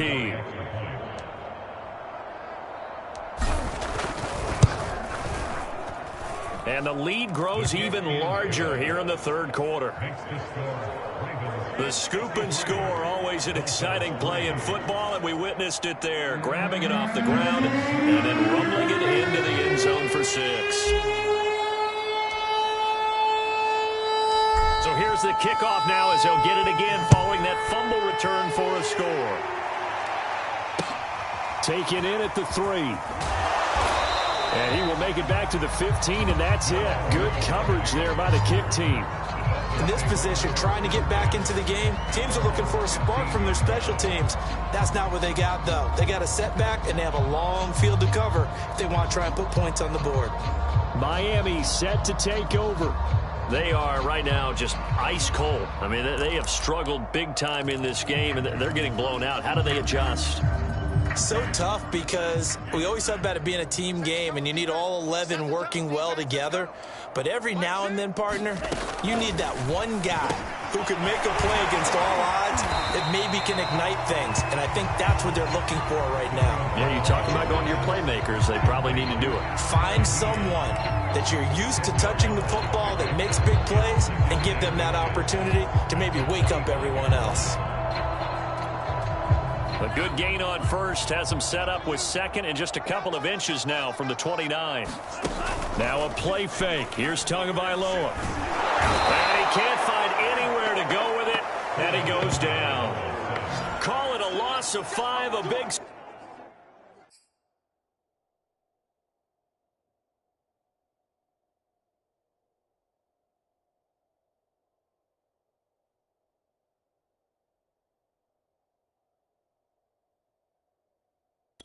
to bring up third down. Well, they had the right down and the definite distance to take a shot downfield, but it didn't work out the way that they had envisioned. No, that's a situation where if you take a sack close to the line of scrimmage, it's not that bad, but a loss like that, you can't take a sack there. Yeah, absolutely. The one thing you cannot do, they did. A couple of extra defensive backs in the ball game here on 3rd and 6. Tua sets up to pass it. And pressure gets to him again. Adave Owe providing a little deja vu, back-to-back sacks, and now they're staring at a 4th and long. He is proving his worth defensively. Getting the sack here, that comes after being named the AFC Defensive Player of the Week for his performance in last week's game. He's stacking games together, isn't he? I mean, you just mentioned what he did the previous week to be named AFC Defensive Player of the Week, continuing to play at that level. And when you get that kind of confidence going, those kind of guys are hard to stop. So they're forced to punt on 4th as this one's away. Now a fair catch signaled for and made right about the 43-yard line. So a change of possession here on the punt. And the offense will take over with a new set of downs. The football back over to Baltimore and J.K. Dobbins. And he's made it easy for us to put together a highlight package. Just wondering what he ate before this one started. Let's include that in the package, right? Get the gourmet out here, figure it all out, and you're guaranteed he'll do that going forward as well, because with a game like this, you don't want to change things too much. Oh, yeah, you also want to continue to get that great blocking he's received today, too. Yeah, kudos to the guys up front indeed. The drive will commence with a run by J.K. Dobbins. And some room to work. And they'll get him down as he's inside the 40. 105 yards for him on the ground now. He has been a tough man to bring down all night. Well, that last run makes this a 100-yard night. I've loved the way he's hit the holes. He's been quick, he's been decisive, and he's been a whole lot of fun to watch. So 1st and 10, and if they score on this drive, might have to start digging in our second half blowout material. Mike 35, Mike 35. To throw is Jackson. That's going to be caught by Waddle. And in for the Ravens touchdown. Jalen Waddle with his 19th touchdown, his second of the game. And the Ravens add on. You have fun with this one, partner? I am. I mean, he's been fun to watch under center. We always talk about, getting to the next level, right? When we see people get into the zone, this guy's in the master class right now. What a performance he's putting on, just carving them up. 4 touchdown passes. Carving him up is right. Seems like everything he throws is going to be a completion and going in the end zone. Tucker able to connect on the extra point, and the lead will swell by 1 more. Pretty clean and simple there. Just 2 plays. The long pass resulting in the touchdown on play number 2.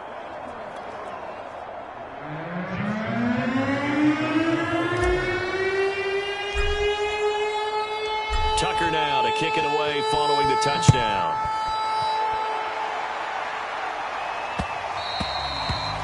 And that one will bounce out of the back of the end zone, so we will start here at the 25. Dolphins offense returning to the field.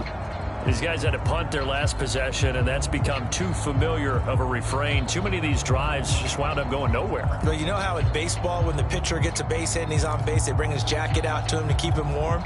A lot of times the punter goes to the sideline, puts on sweatpants or a wrap over his leg to keep it warm. He might need a massage from the trainer right now from all the work he's getting. The drive will start with a carry by Devontae Freeman. And he sneaks his way forward only for a couple here. 2nd down. Nice job there on the tackle. Keep him to the short gain. And, of course, he got some good news this week. He was named AFC Defensive Player of the Week from last week's effort. And part of the reason he got that award, because of plays like that. Not every play is spectacular. Not every play is for a loss. Make the plays that are in front of you, keep it to short gains, and you pile up statistics. Hill Vice, and he's going to have to eat this one as down he goes. It'll be a loss of only a couple on the sack, but now it'll bring up 3rd down. My man, it's been a rough night for that offensive line, and it's only getting rougher. 5 sacks now that they've given up in this contest so far. It feels like the witching hour out here, doesn't it? Okay, stupid question. What's the witching hour? Yeah, the witching hour. That's when everything goes haywire late at night. So now after the sack, Tua and the Dolphins staring at a 3rd and long. Mike 6. Mike 6. Here's Tagovailoa to throw. Flush to his right. And this will not get close to the 1st down marker as he's brought down at the 26. He opted to go with a scramble, gets 2 yards, and now it's 4th. Well, there were a couple of extra defensive backs in the game, so he really had nowhere to go with the football despite his search for an open receiver. So he has to take off and run for it, but he comes up well short of the line to gain. Here's Michael Pilardi now, as he'll come on for his 5th kick of the night. And he deserves a bronze leg as he gets this one away.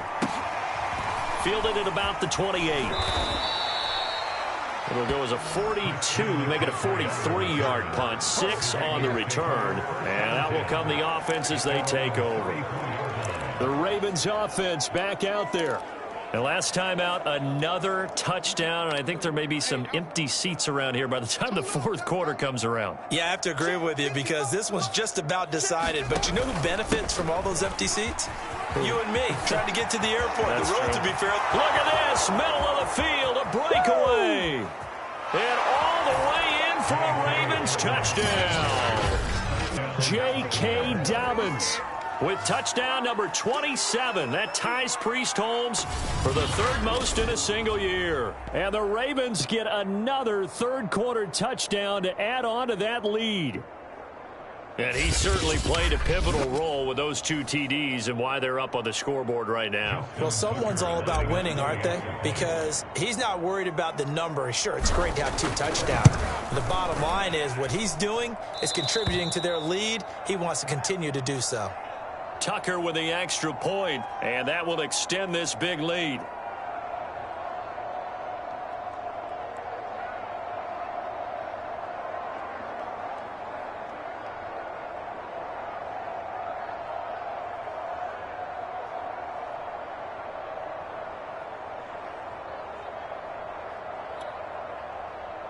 Justin Tucker to kick off for Baltimore.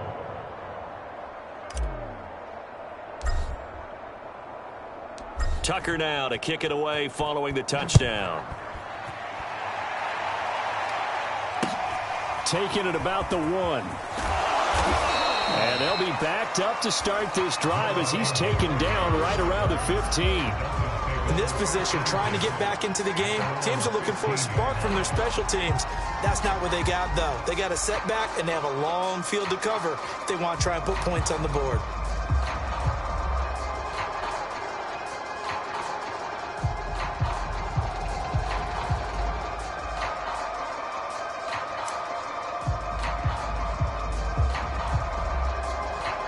Tua and the Dolphins now with a 1st and 10 at their own 15. They'll run with Freeman here to begin the drive. And he sneaks his way forward only for a couple here. 2nd down. He continues to struggle to find a crease to break off a big one and might need to just put that aside and just try and ram his way forward and get what he can.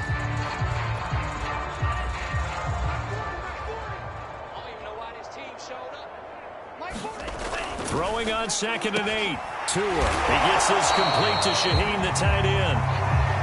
The reception good for 7. It's 3rd down. Completion was given up, but that's why you play zone defense, so that you can have people around the ball when it's caught, and you don't give up much run after the catch. These guys have punted 4 times already, and they're staring at a 5th, barring a conversion here on 3rd down. And now a 10th carry for Freeman. And he's able to pick up the 1st before he's taken down at the 27. Yeah, they really needed to get something going, didn't they? They had punted on the last 2 possessions. The running game starting to come to the front for them, providing a nice pickup there to keep this drive going. Tua now on 1st down. Throw left side complete. That's long. That catch good for only a couple. Oh, it's time to give a little credit there to the defense. They played that very well because it was a drag route, and he ran it a little shallower than normal as he worked straight across the field. He was hoping he'd get lost behind the defensive line, but once he made the catch, nowhere to turn upfield and gain any yardage. Off of play action, Tagovailoa. And he'll be brought down right around the 37. He turned that into a nice gain, gets him 8 yards closer for 3rd down.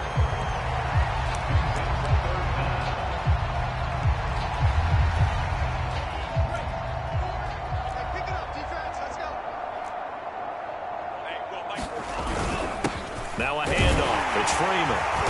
And he's taken down at the 43, but not before picking up the 1st.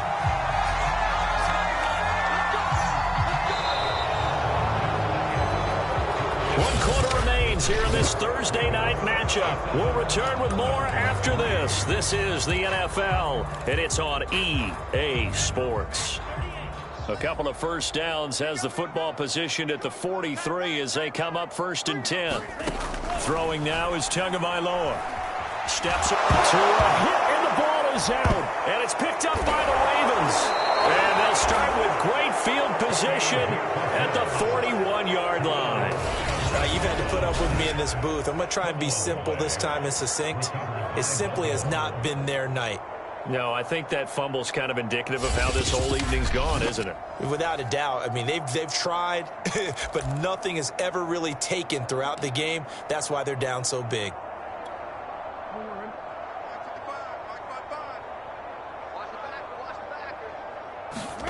After the fumble recovery, it's Jackson. And that is caught one-handed. Oh, my, he pulled it in. A big connection on that one. 31 yards. Even with the big lead here in the fourth, it still bombs away. And frankly, it's working. Why should they stop? Go ahead and keep firing away and gaining those yards. On 1st and 10, it's Dobbins. And here he'll get it down to the 7. It's a pickup of 4, and it'll bring up 2nd down. When you find that kind of yardage, you couldn't be more confident as a ball carrier. And guess what? You're going to go back and tell your offensive coordinator, I'd like to keep carrying it, thank you. Don't be scared of it. Hey, report. Report. 35. Bring it. To throw on 2nd and 6, Jackson. That's caught left side. The tight end Pitts. Touchdown! Kyle Pitts, his 9th touchdown of the season. And the Ravens add on to their lead, and it's looking like that win streak is going to extend another week. They seemingly just continue to score at will, and as great as it's been for the offense, you got to feel for that defense down there. I love how you use the word will, because both teams came into the game with the will to win, but one team has obviously imposed its will on the other and broken them. Because what we're seeing right now, wow, that's a defense that's in tatters after what they faced in this ball game. Tucker able to connect on the extra point, and the lead will swell by 1 more.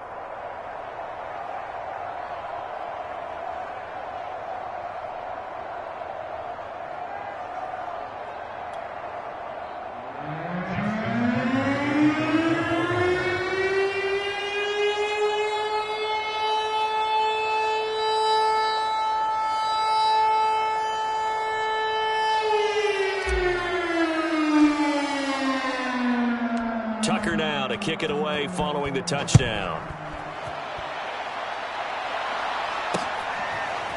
Igbenogany going to take it out of the end zone. And he will be brought down here inside the 20. Good coverage as he's dropped at the 17. Out comes the Miami offensive unit now. They get set to take over.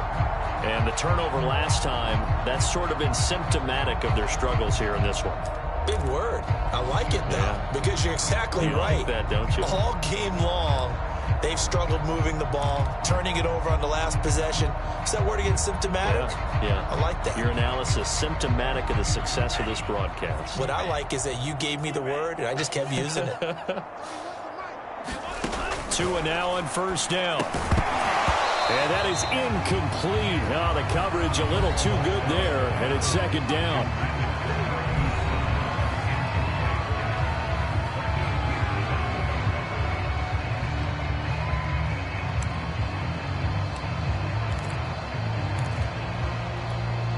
Second and 10.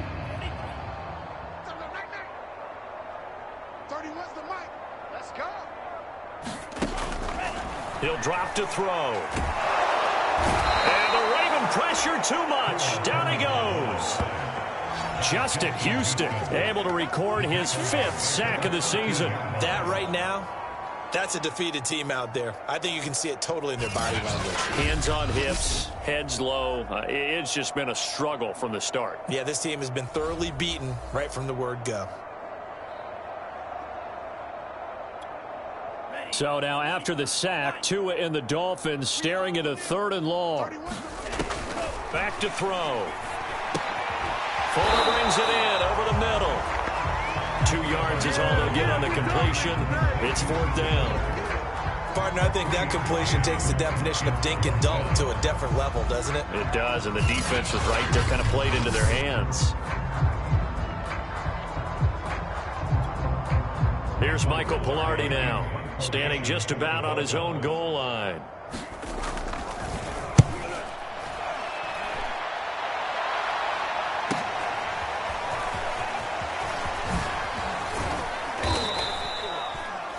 So possession goes over here on the punt. And the Ravens set up well to begin their drive as it'll begin in enemy territory already.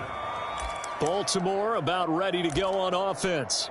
And they just continue to roll right along, really. This has the looks of yet another victory as they hope to polish it off here in quarter number 4. Throwing now, Jackson on first down. He's going to take a shot right away for the end zone. And this one almost intercepted. Had a chance to come down with it in the end zone, but could not hang on. After the incomplete pass, here now is 2nd and 10. A shotgun snap and a give to Dobbins. And some room to roam now. And he is into the end zone for a Baltimore touchdown. J.K. Dobbins with his 28th touchdown, drawing level with Sean Alexander for the second most in a single year. And the Ravens are on their way to a 9-0 start as they build on to their lead.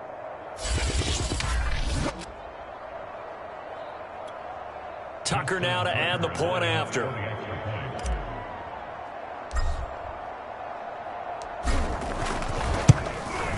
Now this one was over a while ago as they just add on to their big lead. It only took them 2 plays there to find the end zone. The last one, the long run, getting them in for 6 points.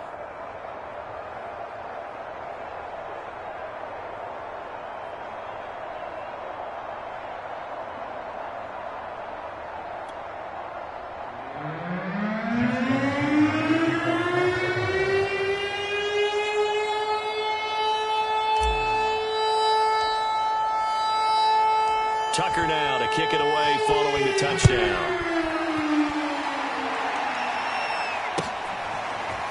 Igbenogany going to take it out of the end zone. And in hindsight, probably should have taken a knee as he only gets this out to the 16-yard line.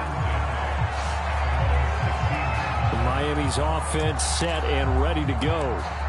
And they're coming off a 3-and-out, my friend. I think they've got to look at that play sheet and go to a spot that they haven't gone before. Time to shake things up a little bit to try and get this offense moving. Okay, so how do you do that? How do you shake things? And he's taken down.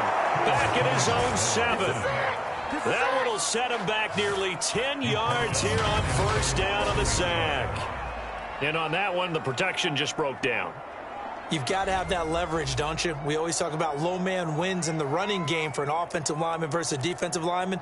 It's essentially the same thing in pass protection. Get lower than that defensive lineman so that you can keep your balance and keep him away from your guy trying to throw the football. To his throw, taken in here by Fuller. And a healthy gain of 8 here. They double their workspace out to the 16. But that's what you're looking for when you want to throw the ball downfield. You want one of those guys who can play out on the perimeter, can play out wide, who can not only get open, but when they're covered, can uncover themselves downfield and create catches. Got a man, it's Brown. And he is going to have the Dolphins first down as they're able to get the 3rd down conversion. Offense for them has been at a premium. You wonder where plays like that have been all game long. They're thinking the exact same thing themselves. But they're also looking forward now because now these plays are really for next week, trying to get some momentum going. To a hit, and the ball is out. And it's picked up by the Ravens. And his guys will take over at the 30-yard line. And I don't know that that fumble is going to matter a whole lot. You look at the deficit here in the 4th. It doesn't matter. The coach on the sideline still scratching his head. Yeah, not only scratching his head, but probably writing a note or two about we're going to address this come practice next week because maybe that's the reason we're down this far. Doesn't matter at this point, but being sloppy throughout the game, not going to help them improve. Following the fumble recovery, Jackson. Forced out to his left. The quick feet by Jackson. And they'll have it in the red zone before he crosses over out of bounds.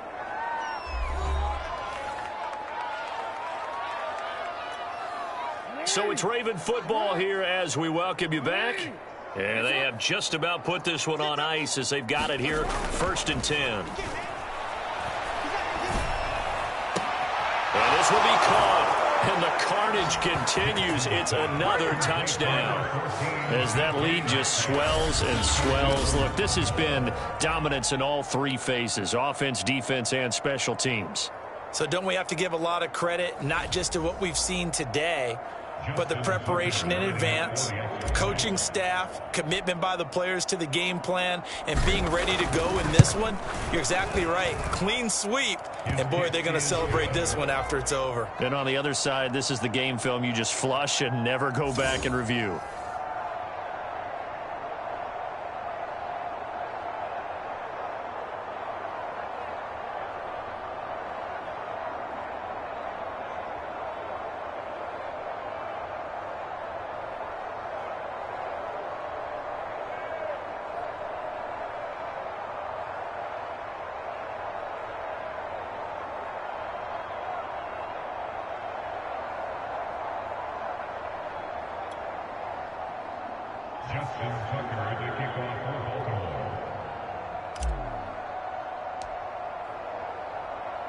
Tucker now to kick it away following the touchdown.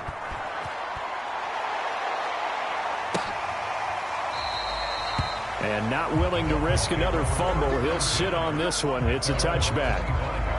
A chance for us to look at this Baltimore defense again. They've played excellent. Another stop here. That would just be the icing on the cake. You definitely want to finish things off the way it's gone throughout the day, and it's gone awfully well for them. They don't want to give up any type of a fluke, any type of a big play here. That'll leave a bad taste in their mouth as they go in and celebrate. Yeah, they want that good cake taste, right? No doubt about it. That 6-layer cake. And from the 25, they work this to the 29, a gain of 4.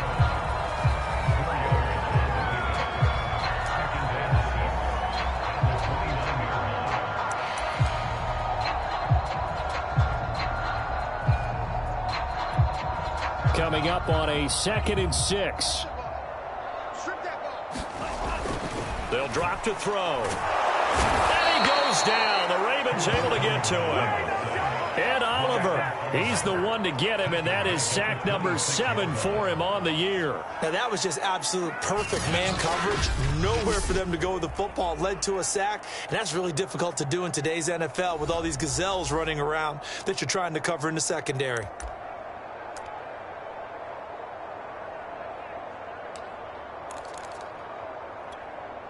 And looks like they've got 6 DBs on the field here for a 3rd and 9. Back to throw here. And he will not be able to hang on through the contact. It's incomplete. The coverage strong, and now it's 4th down. Here's Michael Pilardi now as he's on to punt for Miami. And it's fielded at the 34.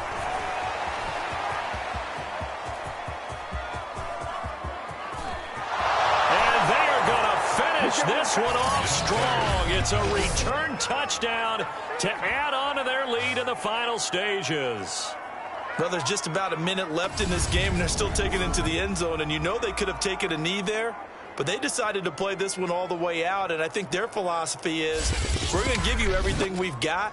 If we just go ahead and take a knee now, we're actually showing you disrespect that way, like taking pity on you. They're not about to do that to their opponent. Tucker now for the extra point.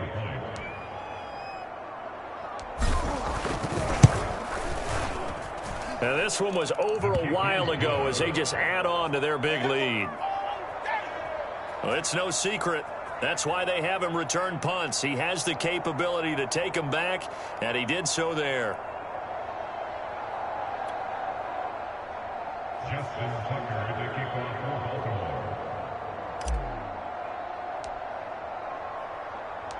So after surrendering the punt return for a score, let's see what they can do in turn on this kickoff. Taken at the goal line. And taken down just past the 20 at about the 21-yard line.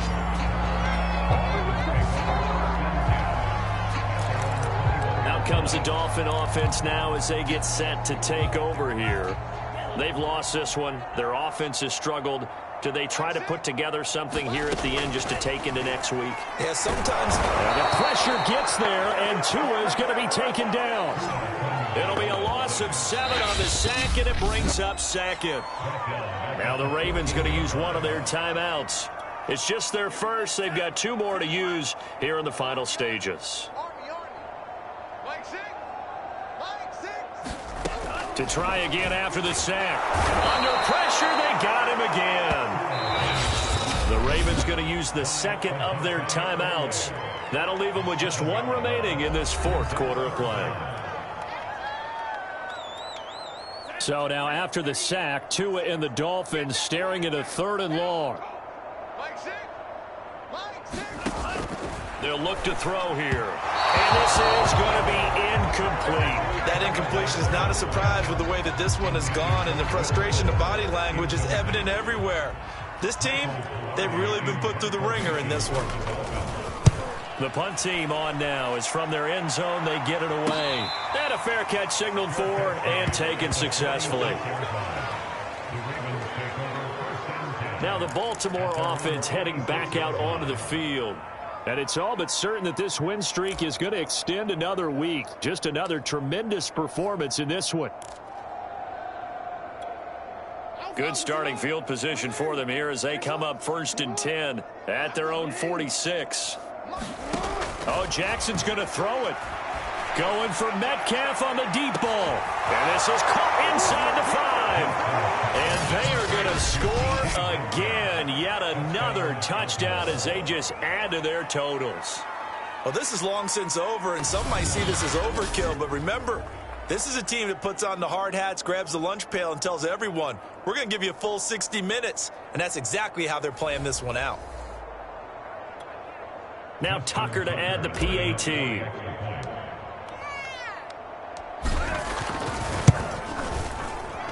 And this one was over a while ago as they just add on to their big lead. Well, the offense wasn't out there for a long time, but they were out there for a good time. 1 play, and they're able to hit pay dirt.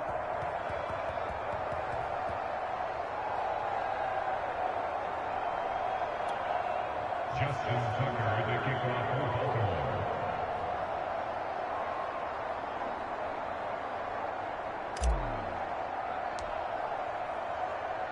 Tucker now to kick it away following the touchdown.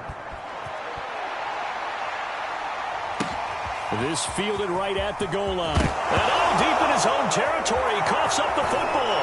And that might just cement it. A return for a late touchdown. So they get the 1-score kickoff, get a fumble, take it right back to the house. 2 quick touchdowns within a matter of about 10 seconds on the game clock. It's like a big 1-2 punch that may lead to a knockout.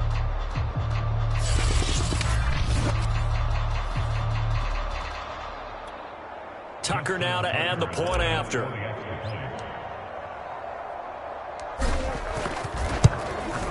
And this one was over a while ago as they just add on to their big lead.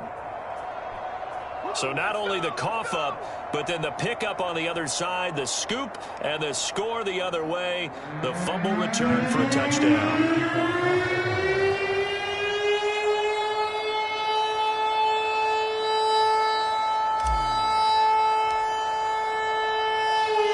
And you can bet they're preaching 2 hands on the ball here as the kick's away following that fumble return. Igbenogany going to take it out of the end zone. And in hindsight, probably should have taken a knee as he only gets this out to the 16-yard line. And the Dolphins getting set to go here. What do you do here down like this in this situation? Do you maybe just pick something out of the playbook you haven't called in a while, or you call it a day? You can do that, or you pick something that's a staple for you and should work better and try and execute that. Oh, and Tua going to be intercepted for the 3rd time. Picked off by Patrick Queen. And his guys are going to get the football at the 23-yard line. Well, partner, I got to tell you, I'm trying to think of something positive to say for this offense, but I'd have to be a spin doctor for that one. This has been a tough performance to watch. And I think it's hard at this point to actually identify what's really gone wrong. I guess the catch-all is everything. Doesn't sound like real sharp analysis, but I don't have much else for you. And the scoreboard just lopsided, and it's been ugly from the get-go.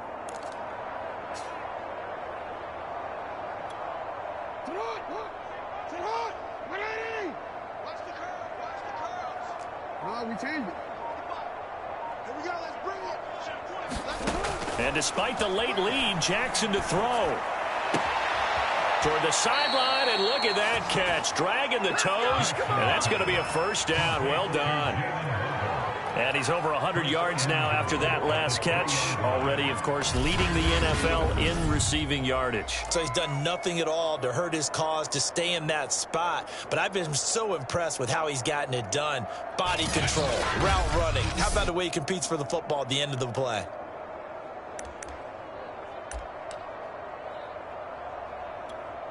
Well, they probably don't need to run a play here, but you wonder if they're going to be able to resist on 1st and goal.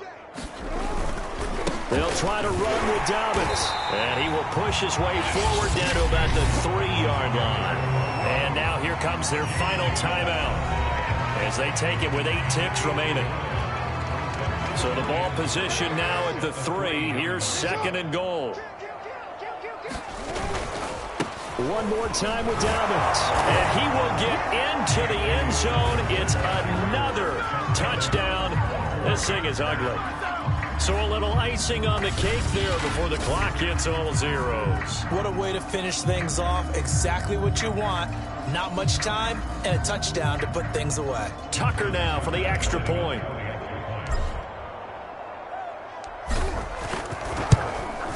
Now this one was over a while ago as they just add on to their big lead.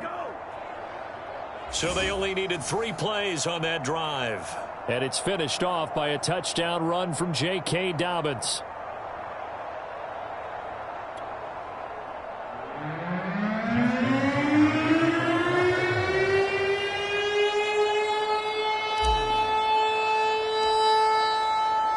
Tucker now to kick it away following the touchdown.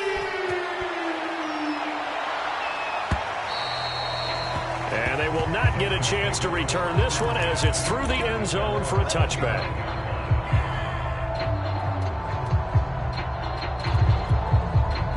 First down Miami as they get set to start the drive. This is just an exercise in futility. Do you even bother running a play here offensively? I wouldn't, because now is not going to erase what's happened during the game. So after it's over, you're going to go to the film, find out where the game was really lost. But this is not a situation now where you're going to make up for anything.